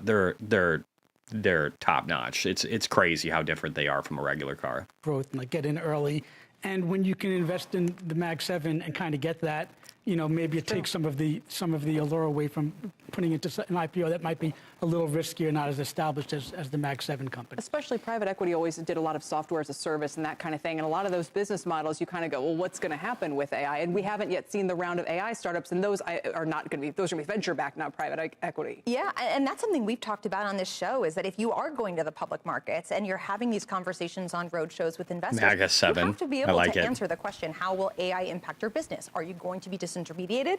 Do you have an AI component that will make you more efficient? Investors want to know that answer. So until you have it, you really can't go public, regardless of the valuation. So you're saying that companies that are spinning off other very, very smart and profitable units should throw AI in their name to get a more warm welcome in said public markets. You know what I'm referring to? Yes. So I think this very fine company will be testing the markets this year. You think our SpinCo should be AI SpinCo, and then it'll be like... So anyway, this wasn't as great as I was hoping it would be. We do have about 2 minutes until the bell starts, so I'm going to fast forward here and zoom in. But I do think though that I do think mergers and acquisitions and IPOs are going to be key drivers heading into the next part of this year. We already, again, saw this DMAC company talking about a $20 billion investment. We got expedited approvals, including EPA for companies that want to invest in the United States. It's just an environment that's going to be really pro-growth, low taxation, and we're going to see it's going to be, I think this year is going to be really exciting, at least the first half. Just got to get over the hump of some skepticism that's out there. Jesse, are you worried at all about SMCI submitting all their paperwork? I mean, if they don't, then the stock's going to go down. I'm not too worried about it. Again, it's just kind of an asymmetric bet. SMCI has been greatly punished, and I've only got like 68,000 in it. So it's an inconsequential portion of my portfolio. But if it does well, then it will be helpful. And if it doesn't, again, I've got 1% in ASML. I've got 1% in SMCI, a little over 1% in SMCI. And then I've got Micron at about 2%. And then I've got some NVIDIA in here too at 2%.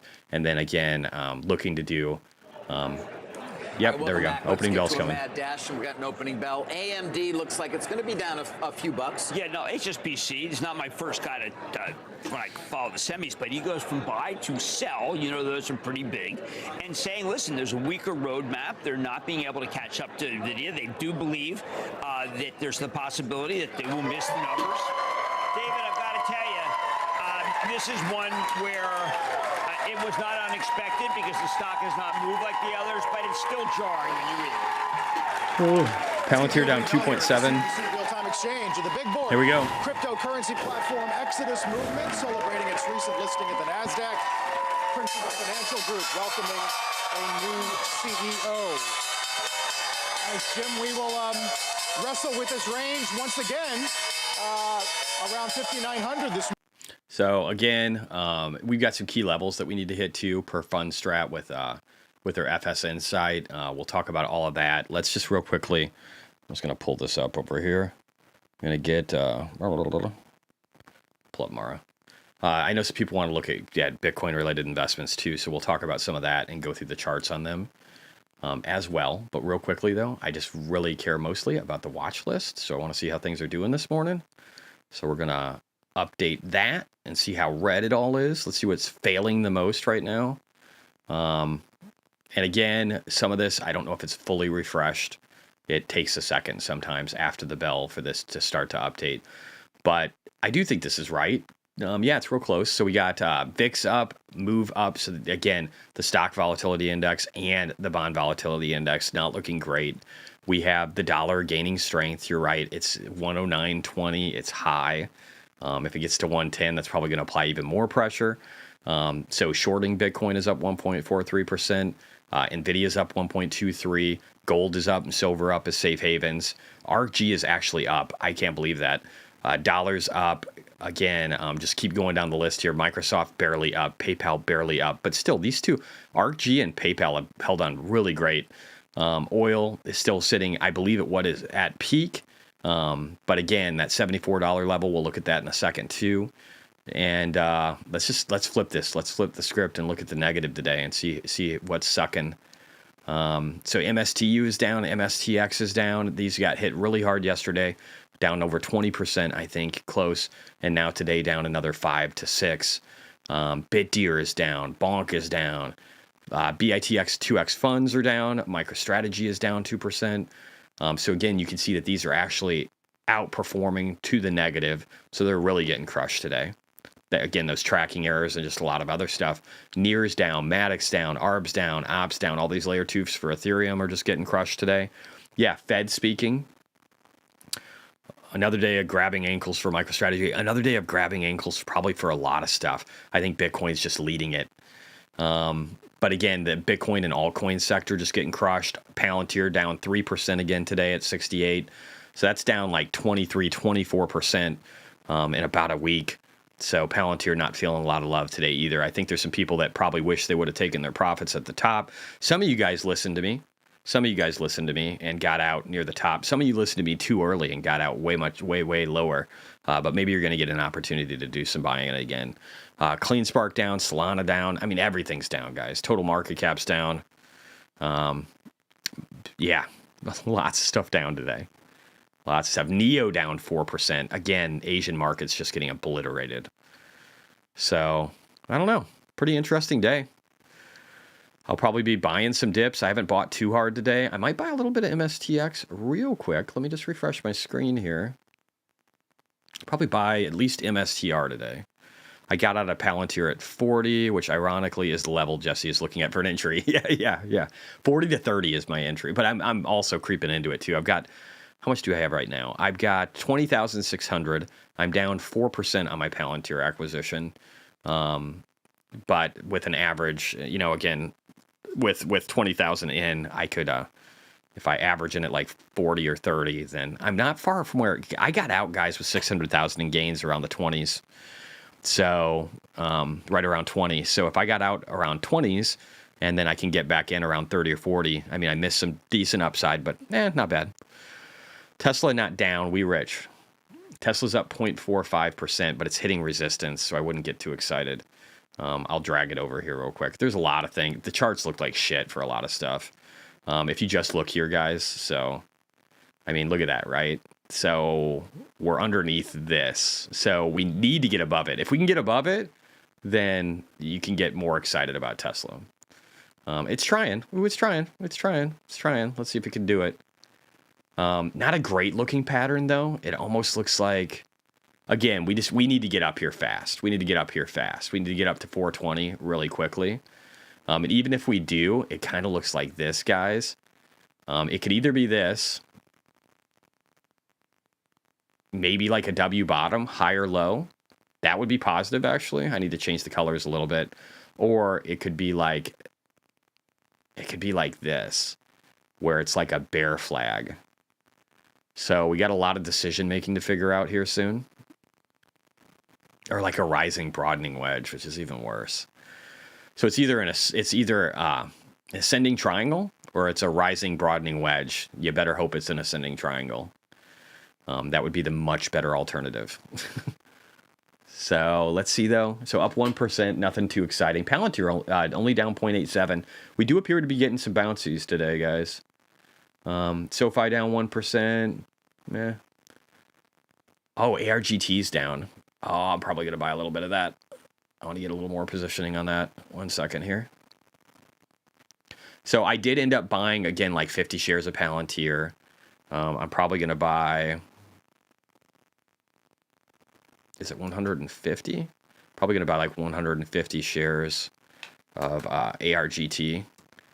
Because I love ARGT. I want to get more. So now I'm over 100,000 in ARGT.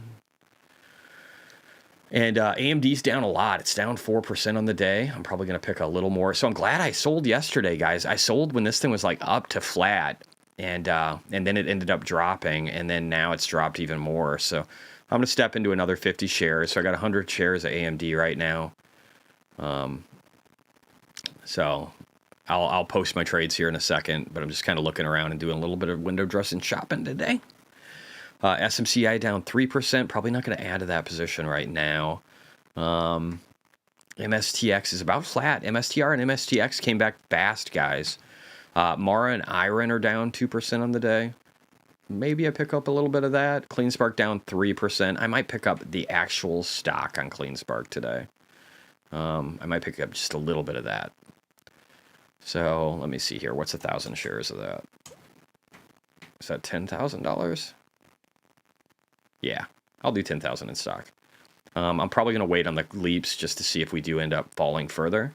And I do have a decent amount of them. So again, I'm trying to reduce my risk in case for some reason leaps don't pay off. If I still own stock, I'm good. Nougat's a little bit of pullback today. I'm probably not going to buy too heavy in the morning because, again, I think things could drop more. TLT continuing to drop. Again, not a fan of TLT right now, guys. Totally changed my opinion on that. Yeah, I don't know. So again, prepare for drops. I think if Bitcoin rolls over, I'm not liking Bitcoin price action right now. If Bitcoin rolls over, I want to be able to buy that dip hard. Probably not buying more MSTX today. I bought a decent amount of that yesterday. I might buy more if we get a really steep drop. Then I'll buy more. But really, I'm looking for an 80 to 70s drop before I really commit a lot more to MSTX. Otherwise, I'm focusing on MSTR today. And again, I'm just going to try and buy the dips, guys. I'm just going to try and buy the dips and enjoy them. Not get too crazy. ASML's down today. Maybe I'll add to that position. It's 1.5%. Micron is down 0.21. Again, probably the strongest out of the group. But NVIDIA is actually up a little less than 1%. I feel like the market's rolling over again. We got more data coming out in 22 minutes. That's the wholesale inventories. I'm not sure how telling that will be. I don't know how the Fed Waller speech went. If there's any bearishness there. If you guys have any news that you want to share, let me know. Palantir inside selling don't do much. Recall back was 40s and Carp was selling. Yeah, he was selling a lot, but I think eventually people are like, maybe he was selling for a reason. Crypto billionaire, I see you investing in AMD. What do you think about are you talking about Intel or INTL? What is INTL? Are you talking about INTC, Intel? I don't love Intel, man. They seem completely lost. And then their government contracts, I don't know if there's a way for Trump to revoke those, but I don't know. I don't see why people would invest in, again, just trying to be logical here. I don't see why people would put a lot of money into Intel when there's just much better chip companies out there. And Intel has a pretty sketchy history going all the way back to the dot-com bubble. We're not even at the levels from that 25 years ago. I mean, it's pretty rough road that Intel's been on. I'm probably going to wait. I've been tricked a few times. I'm going to wait. The pain they inflict in AMD is surely good as long-term entry. Their roadmap 2025 looks great. I think they look pretty good. Again, I think they kind of have their own market. Ionic down 33%. Are you shitting me? Yeah, our boy Albert or whatever, who was shilling Alexander or something? I can't remember. But again, guys, this is if you're bragging about how high you've went up, whether you're Palantir or a quantum stock or a shitcoin, any of these things. If you're bragging about how well you've done, then get ready for the fucking pain. Look at this. And I was telling people, I was warning you. I said, hey, we're up a shit ton.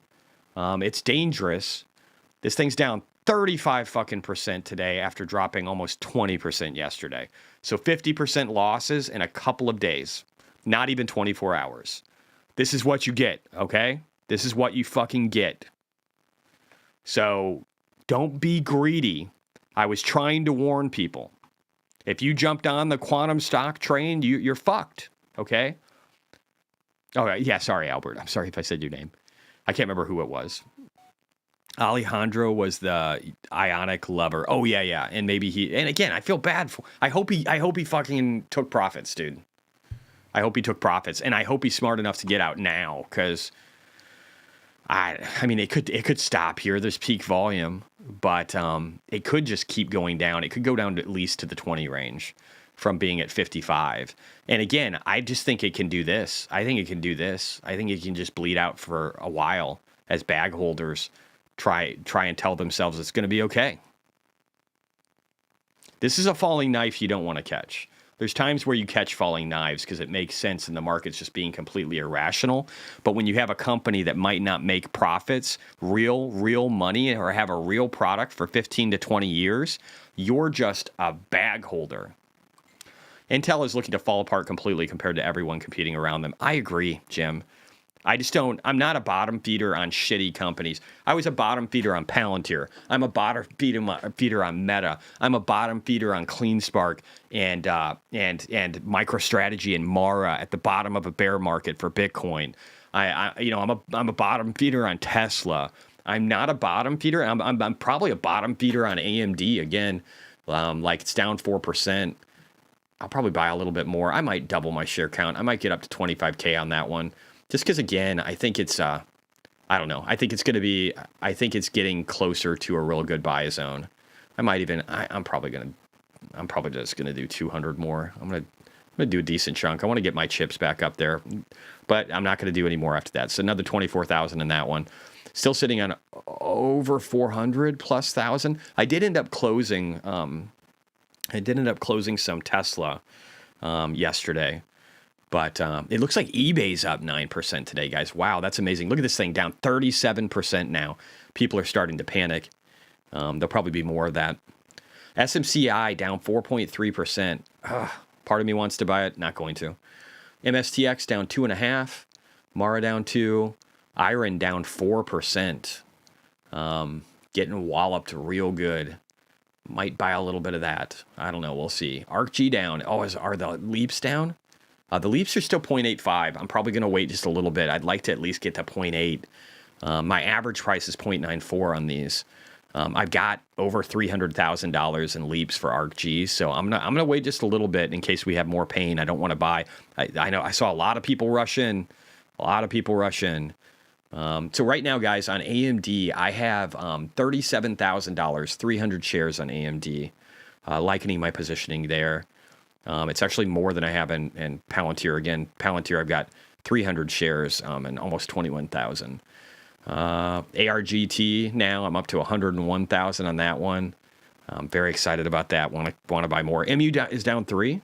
I see 2.16, but is it down 3? Ooh, it's down almost 3. What's the chart look like? We should look at charts. I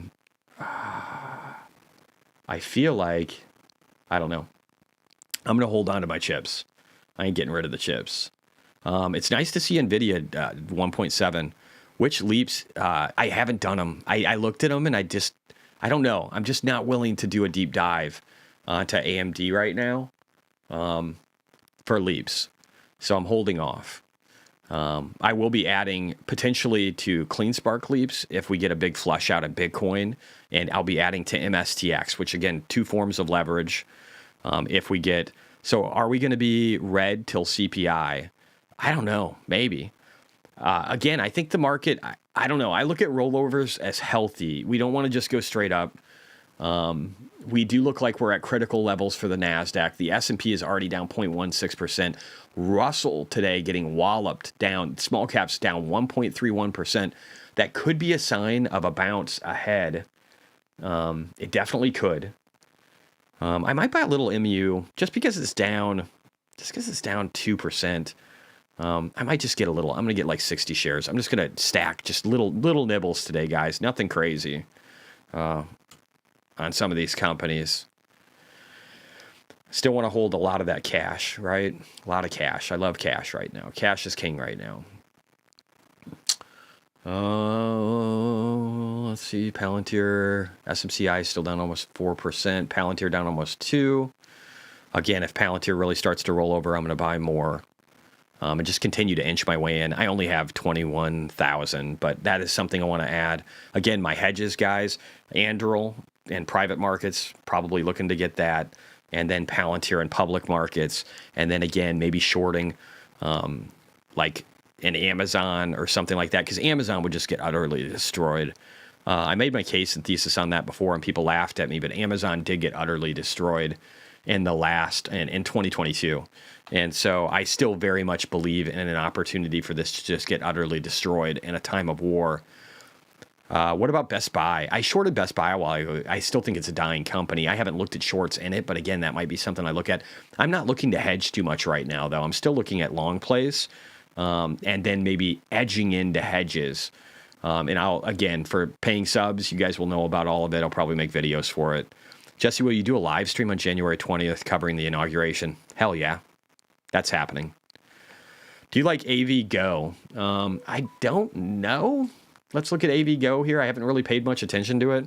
I remember talking about it, but I don't remember if it's any good. It's Broadcom, right? I know they had really good news of some kind of deal. Let's look here real quick. So their revenue, all this stuff has spiked recently. And they've got good estimates for forward revenue and EPS. It looks like they've petered out a little bit after the recent pump. But again, this thing's went up a lot. In the beginning of last year, it was at 100. It got all the way up to 250. So it had a really good time frame. for it here. It's got a 37 for forward PE. That's a little high, but again, they're looking at a pretty strong growth rate. And I don't remember who the contracts are with, but I remember it being good. January 20th, week in moon. Can you look at PanW? If we drop into January 20th, then I think that's true. If we pump into January 20th, then I think maybe the reverse is true. So I do think that's stuff to keep an eye on, for sure. All right. I love having a bunch of cash and still seeing dips. And then knowing that I've been levering into things. I like all of that, honestly, a lot. So yeah, let's look at a few charts. I want to go over some chip-related stocks. We'll look at a bunch of stuff, guys. Celsius. Yeah, people are talking about Celsius. Is Celsius better? Let me look at what Celsius looks like over here. I just don't know enough about this company to love it. I don't drink any of it. I don't know what their growth is going to look like. Their forward PE is 29 now. That seems more reasonable. But look at this. Pepsi product, Costco, other. Their revenue had a really rough Q3. And I think that's what started the cascade in their stock. It doesn't look like growth anymore to me. And their stock, let's just look at Celsius. It got punished, right? But is it done getting punished? I don't know. If we just go back over here to stock. So, I mean, it's above peak volumes. It's definitely trying to grind. It's trying to establish a bottom. It really spent a lot of time down here. This thing had a double top that I call clearly at 99 range up here. And really, what we can do for this, and what I'm going to do, is probably show like a longer time frame here for the fib retracement level to see if it's hit its level, okay? But I don't love Celsius because I just don't know enough about the business. But yeah, it did double top, and it was painful. And if we go all the way back to like the before times, that's probably too far. Let's keep it a little more. What is this? What range is this? 2020s. That's probably better. Let's use this. That's too far out. I didn't realize what time frame I had on the thing. So this has been walloped. If you're just looking at a retracement going back to like January of 2022, and maybe let's go back here. Let's see if we get something better. So it's grinding underneath this fib, not even establishing support on it. If it rolls over with all this volume, it doesn't, 23s. And then the next fib is all the way down here at 12. That would be miserable. I don't think that would happen. But I think like the 23 range is still possible while we kind of get a divergence to the upside, because it does look like something like that is building. And if we draw the fib, the retracement all the way out to here, maybe we get a better looking chart. So yeah, like down to here maybe, and then start to go up for Celsius. I'm not going to overwrite this one. Oh, I didn't pull up the Celsius chart. That's why. I was going to look at Amazon. So let me just go over to Amazon real quick. So yeah, I think Celsius could still drop a little bit more and then maybe go up, but I don't know the company well enough. Here's what I wanted to point out though, guys. So people told me that, oh, Amazon, why are you shorting? I had a thesis on shorting Amazon. They're like, you're so stupid. Why would you short Amazon? Why would you short Amazon? Here's why I shorted Amazon and why I made money from it. Because it dropped 56%. From its high over here, it's double top in November 2021 down to January of 2023. So over a period of about a year and a half, this thing went down 56%. So think about it this way, guys. This can get crushed. If we have issues, so many products come from China. What happens to sales and Amazon if you can't get any of those products? And they've got all these very expensive facilities. For a war hedge, I think this thing could go down a huge amount from its high. I think it could easily test this range down here again, and even surpass it. I think you could see a 77% drop in Amazon from the high. That's only about 76% from where we are right now. But I think that Amazon could see that kind of drop. So if Amazon does really well in the quarters ahead, guys, I'll want to zoom out and I'll want to get some lead or some puts, long puts, because this thing could just get utterly fucked in a time of war. And that's kind of my bet on that one. And I get excited just thinking about it. And again, we need to start spending more time, guys, figuring out what we want to go long or what we want to use as hedges in the future. I'm not looking to do that now. I'm just looking to stack right now, right? I want to use that opportunity. Palantir down 3.3%. Yay. I want to stack, but like we got to get prepared for the potential of really steep drops.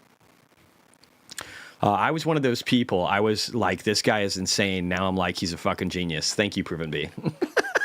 Right? And so again, in a time of war, what happens to Amazon?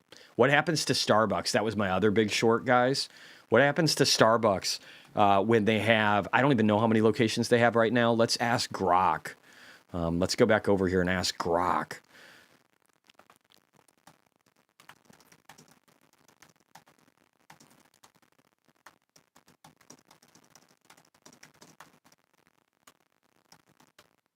All right, let's see what he has to say. So, and again, they've been building out like crazy. Almost 7,000 right now. So over 7,300 between China and Taiwan. Okay? 7,300 locations. And we can look in a second at their fundamentals for what they make. But they're in a rising, broadening wedge. And I actually need to recalculate this one because this changed. Things change over time, right? So I have to draw this thing down. Oh, I don't have that right. I'll fix it later. But essentially, I'm going to kill this. And so we still have bearish divergences. I need to clean up all this stuff. But we have bearish divergences. We have a top up here that needs to be redrawn. But we have bearish divergences. We have a rising, broadening wedge. And the kind of drop we could see in like a Starbucks is insane. Because again, we'll look at what their revenues are. They're right up here on this fib. But we've got, I don't know. I think we've got, well, I shouldn't say insane. I think we could easily get a 46% drop in a Starbucks. And there's a reason I say this, because if we look back over here, and I should say this even further, I think we can drop, I think we can drop from where we are right now. I think we can drop at least 70% to 82% for Starbucks. And why do I say that?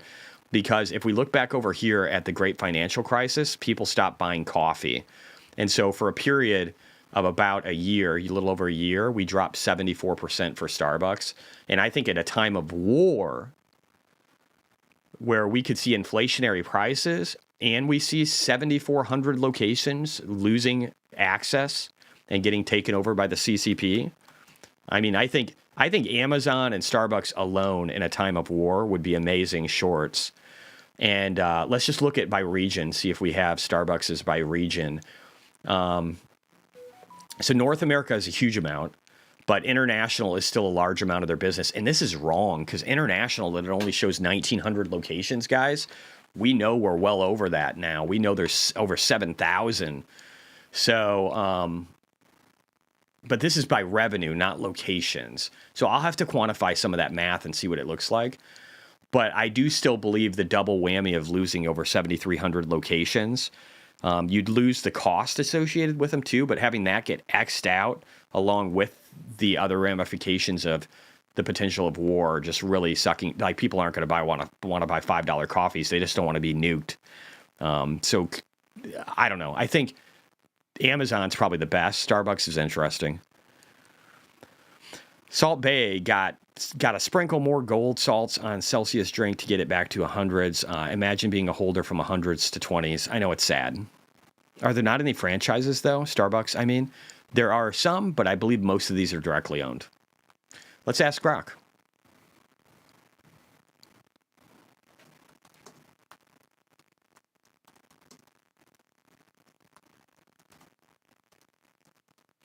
And then I can ask it that question, too, in China. Starbucks does not typically do franchise its stores in the United States or Canada. However, outside of these countries, how many franchise stores are in China? This is how we learn together, guys. Even on a 5-year time frame, interesting. What were we talking about? Oh, the DXY, the dollar. Yeah, we should look at the dollar. How many franchises are in China? I don't know. Just trying.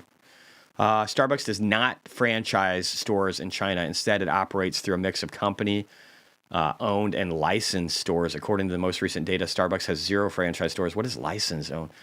Company operated stores are acquired full ownership. By 2024, 7,500 Starbucks stores in China, all of which company operated, licensed, not franchised. Licensed stores. Okay, it sounds like they're all owned. Sounds like they're all owned by Starbucks. So again, just a massive amount of investment that would just be poof. Yeah, we'll look at the dollar. SMCI down 6%, 5 point. Yeah, getting hit. A lot of them getting hit. Palantir down 3. A lot of stuff kind of just continuing to roll over. CleanSpark down 5.42%, just really getting butchered. Probably buy more stock in that too. But again, I'm gonna wait. I'm gonna wait. I already picked up a decent chunk. I'll post my orders here in a second. We got about 1 minute, guys, until we get more economic data. I agree. Starbucks could drop. One counter would be the new CEO. Yeah, the new CEO getting away from the wokeism, and it sounds like they're kind of smart on trying to figure out what businesses or what part of the business is profitable and what isn't. A lot of good things, I think, from the new CEO. So you're right. That could kind of offset that. I think Amazon is like probably one of my favorite shorts. And then Starbucks is like a keep it on the list. And again, Best Buy is a dying company. What happens to Best Buy with all their physical infrastructure? That's probably another, that might even be stronger than Starbucks. I'll have to look at that one too. And then again, I think shorting some chips, great trade. July calls down 13%. Are they? Okay. I'm probably going to wait a little bit to get into those. I've already got 260,000 in it. So I'm gonna probably just buy stock. And then if we get some major flush out where the leaps just get destroyed, I'm probably going to average down because my average is way high. It's 1.68 on the CleanSpark leaps for July. So I'm already pretty butchered, down 45, 50%. Do I still believe it can hit 900 in 2025 for Tesla? Yeah. But again, there's a lot of headwinds too, guys. So I think it's smart. I think it's smart to think about short plays and hedges against war and deflationary risk. And so there are good ones out there. If we have massive amounts of deflation or inflation, depending upon which ways they're going, we gotta think through all of it and look at what the opportunities are. Find the most asymmetric bets. Again, if we can get 3x is okay, but if we can get 5x or 10x asymmetric bets in case things fall apart, that's fucking kick-ass. I love that. Working on a project with Starbucks. They're going to invest in tech heavily, just not sure if it's too late. Lots of smaller. I think the problem with Starbucks is they have like 1 billion order combinations, and I think they need to shrink that fucking list a lot. Make it to where you can do some custom stuff, but take the best-selling items and simplify things a lot and automate and get rid of a bunch of people. They don't need them. So I do think there's a lot of really cool stuff they can do. Today at 11, Janet Yellen's going to speak. That should be interesting. That should be really interesting. Anyway, let's keep going here. Let's look at some of our common things, guys. Let's just go through the list. So again, some precariousness. Let's look at indices real quick. I haven't done this in a while, but I do think it's important to look at a lot of the stocks we're in and whether they're looking strong or whether they're looking weak. I would argue that the S&P has the ability to roll over still. Now, if this keeps going down a little bit further, if we got to like 58.25 and started to bounce, then I would say it's looking strong. And it could bounce here because, again, we do have this very like trying to bounce narrative, right? We do have that. Wholesale inventories, it looks like they came out. Let's check them. So inventories has dropped by 0.2%. Let's see what we have from our boy Rick and what he has to say about that, if he's got any underlying information. Yes, Carl. Now, on inventories, these are a November final number, so minus 0.2 remains. What? All right, I guess we're not getting Rick because what the fuck ever. Let's go back over here. So again, this could be something where we end up bouncing, but I just want to point this out. We've had bearish divergence on the S&P going back to March of 2024. That's on the 3-day. Is it on the daily? Yeah, it's on the daily too. You can see it here. Again, going back even further, honestly. Is that higher? That could kind of be like, that's like a week divergence. But we'll take it. So going all the way back to like January. So again, the full year, this thing looks like it wants to roll over a bit. Wouldn't surprise me at all if we at least touched the 100 before bouncing and or got down to like the 5,700 range before bouncing off of this and trying to go higher, especially this .618. I mean, 5,600 guys, testing this, testing. So again, resistance, support, test it, and then bounce up really good and then go higher would be a better pattern in my mind. But so can kind of go either way, but I think, again, more divergence to the downside. Buddha says, hey, Jesse, in 2016, before Trump's inauguration, DXY was very strong. After he came into office, it sold off. Do you think that can happen? I think it can happen, but I don't know if it does have to. Real quickly, on the NASDAQ, and I was posting some of that stuff too. I don't like, again, how we're underneath this fib. We need to get above it. We're up 0.2% on the NASDAQ, again, after having a pretty rough day yesterday. NVIDIA up 2.7% on the day. But I don't like how we're testing down here. I don't like the strong bearish engulfing candles. Just these massive wicks down after we jump high and then we get crushed down. We need to really get high again in order to turn this pattern into something like a diamond continuation pattern. And it could be that. But if we do test down, I think we could get down to like 20,008. And again, if we test down to that level, I mean, I think there's a decent chance we're going to 20,005. Again, just getting around here to this 100 moving average. So I do think you need to be prepared for that.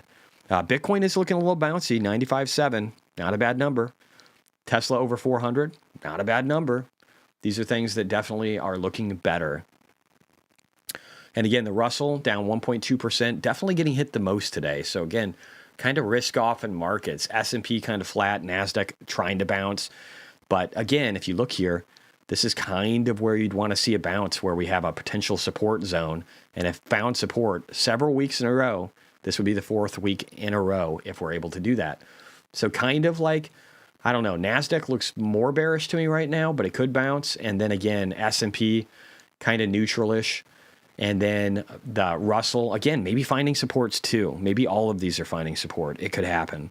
Grok actually says to buy Amazon as they think it will do well with war in China. Well, Grok's retarded. That's fucking stupid. Why?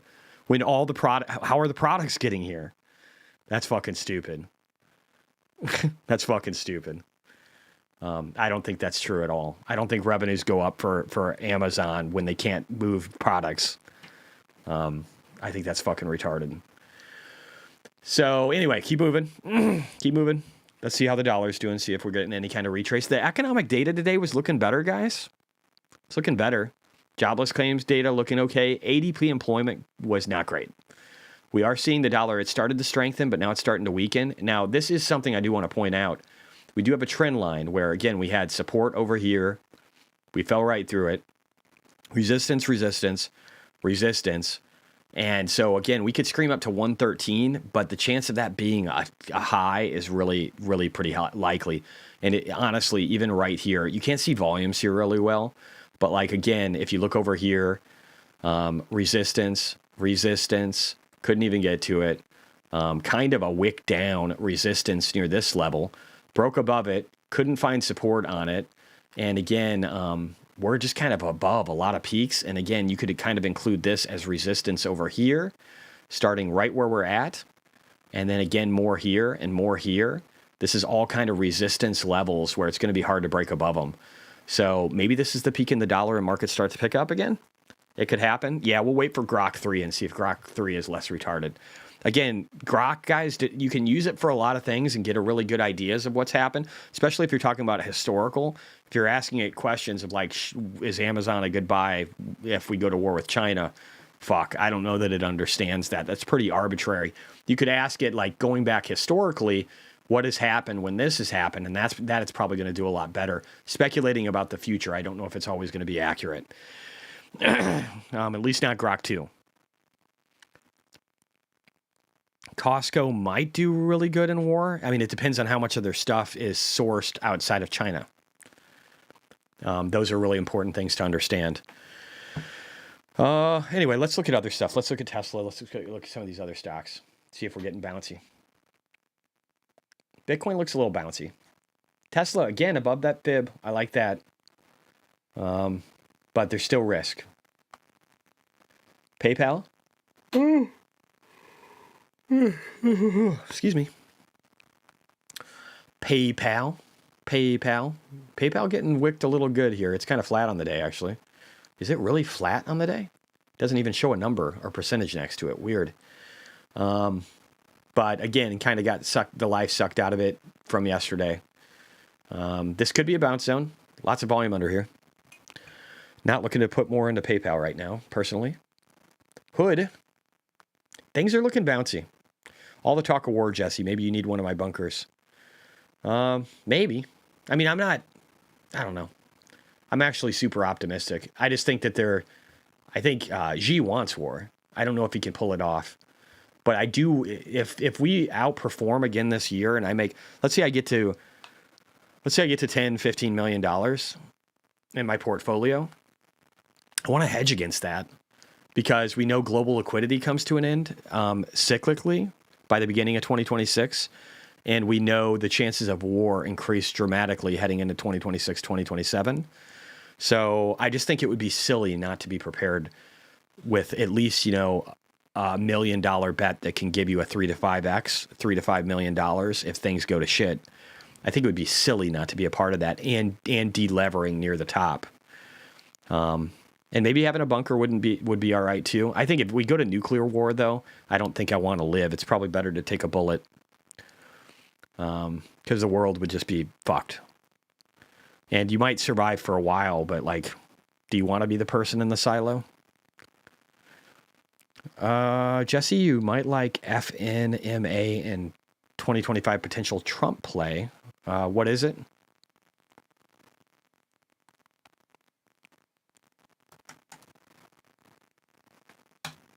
I can't look it up over here. Let me know what it is. I think this Hood still looks good. Hood looks good to me. Puts on Chinese food. I don't know. I wouldn't put a put on anything from China because I don't even know if you could get paid in a time of war. So why do any of that? These are all based out of the Cayman Islands. You don't own any of it. You're going long Ionic? Yeah, great idea. Peak SoFi? Yeah, Jesse? No, I actually think SoFi's in a pretty good place, but they had some people shorting them. I might buy a little more SoFi in the future. Yeah, maybe today. Down 2%. That's not bad. Might buy a little more SoFi. I actually still like SoFi. I think SoFi's in a great place. I think SoFi is going to be a big grower. They're going to just destroy regular banking. Palantir still at 68. Cramer, we need 2 more tweets. Yeah. Well, hey, I look at it this way. I've got $20,000 in Palantir now. So if nothing else, I'm at least in and starting my hedge. Nvidia's only up 0.78%. Huh. Seems like that's starting to roll over. Not super great. SoFi down 2.5% now. Wonder if we're getting a head fake today, guys. Micron down 3.5%. Feels like we're getting some head fakes. Feels like we're starting to roll over again. I just gave Panda Express a bad review on Google. Good job. You guys are silly. RB, Dario. RB, let's take a look. What is that? Oh, I don't even know what this is. My voice is starting to go. Wanted to make a marathon, but I don't know if my voice will allow me to. RGTI is down 50%. Yeah, well, again, I warned people. I warned you. And I'm not doing this to be mean. I just did. Why isn't this showing percentages? Weird. Yeah, that's painful. $21 to $9.50. Wow. Anyway, let's get back to this RB one. Robotics. Huh. I don't really love robotics companies. Looks like this one's taking an ass whooping. You can see why with the volume. It's also got a gap. Brings it all the way down to 278. I don't know why I'm looking at this one. Do you mind checking ABCL? Let me know why I'm looking at this one. Collaborates with NVIDIA to enhance radar-based free space mapping and AI-driven capabilities. I don't know, man. I think people are getting too excited about this shit. Again, I think the NVIDIA play is great because NVIDIA does really well by people buying their shit. And then I think most of these companies fail. I will look at ABCL. Let me do that. Yeah, we got that one. I don't know. I don't really love this other stuff. All right. So again, Jesus Christ. ABCL. Oh, this is a biotech. I don't know. Is this one of the ones in ARCG? I'd be more excited to own ARCG. Do these guys make any money? I don't know. All this fucking biotech, like individual stuff, is just gambling, in my opinion, unless you're just brilliant and know these companies and what they're doing inside and out, and I do not. It seems like we're going to roll over, guys. It seems like we got a head fake. They can't make any money. They have no free cash flow, and they have no revenue. This is just like just a gamble. 6.5 million in revenue and 51 million in losses last quarter. I don't know why people are touching this shit. Looks like trash. PanW I can do real quick because I know I have it. I'm not sure about USIO. What is that, Kamawa? Oh, I didn't mean to do that. I should have went to this. Jesus Christ, this one's getting fucked too. Lots of things probably getting fucked. These setups suck. Most of them do, guys. Most of the setups are just trash. All right, we'll let that try and generate. The thing that sucks about my computer now, right now, guys, is yeah. So we try to do a trend-based fib extension, but it's not even done dropping. So let's just do this. Let's do our retracement from, we'll say 2022 to the peak. I mean, this thing looks like it could still go down to 150s. I don't know enough about PanW, though. AMD approaching year-to-date low. Noise.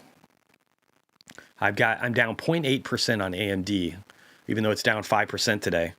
And I've got 37,000 of it. Cool. That seems pretty good. Enphase. Oof, I don't love Enphase. I'll show that one real quick.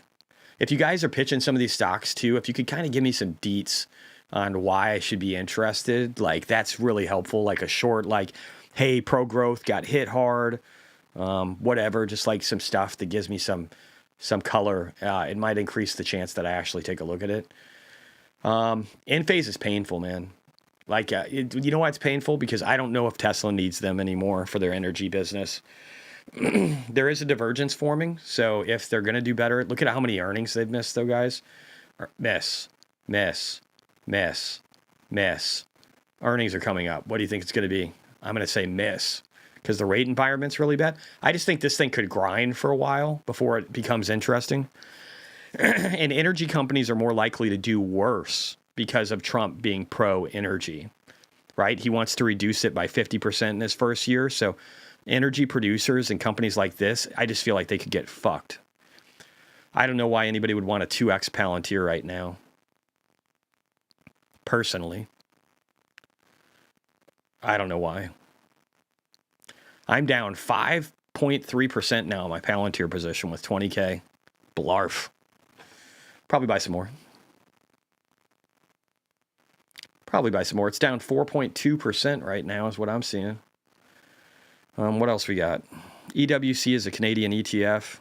I'm not sure why I would want to invest in Canada, though. I actually think Canada's got it's between a rock and a hard place.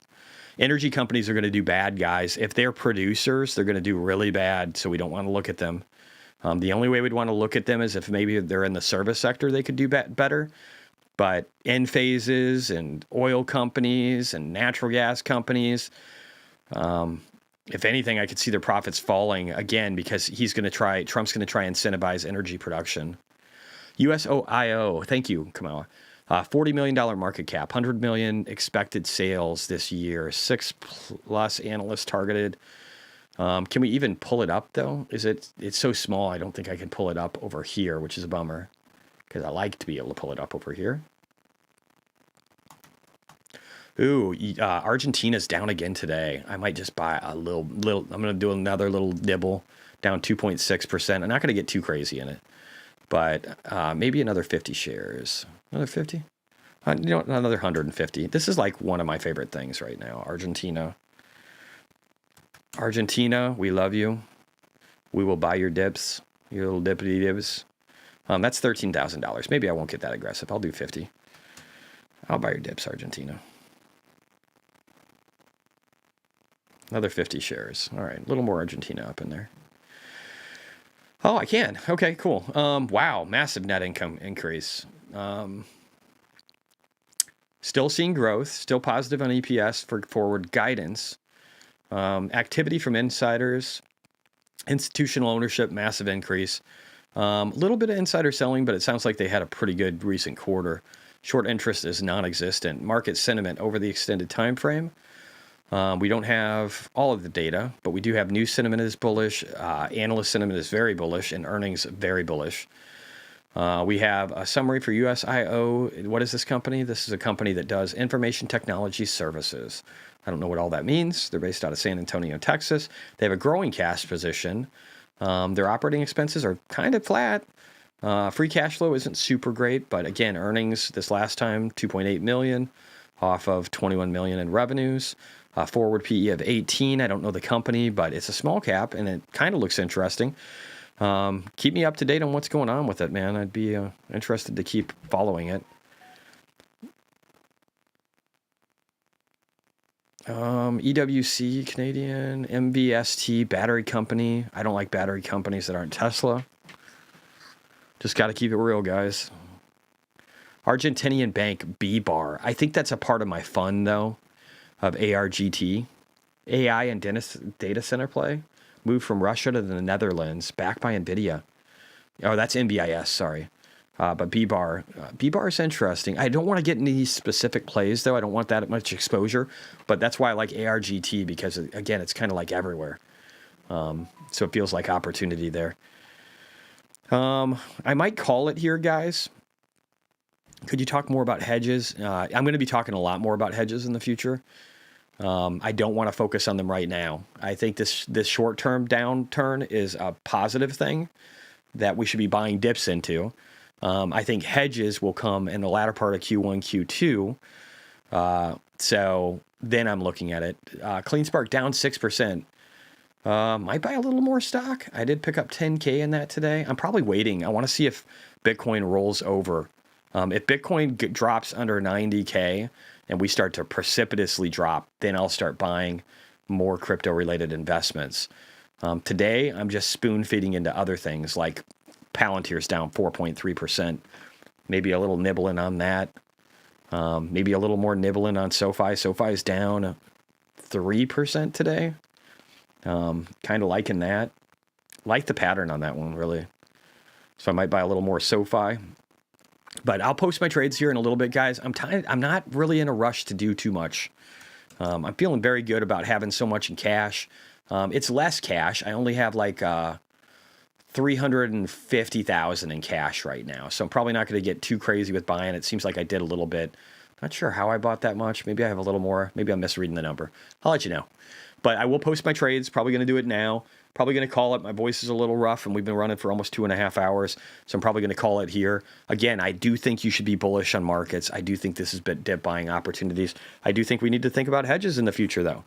But again, just enjoy the cheap stuff. Maybe nibble on some of it, and be ready for things to get worse before they get better. But I do think they're going to get better, and then we need to get ready for them to get worse. At least be hedged, and maybe still remain long if we can find hedges that are good enough.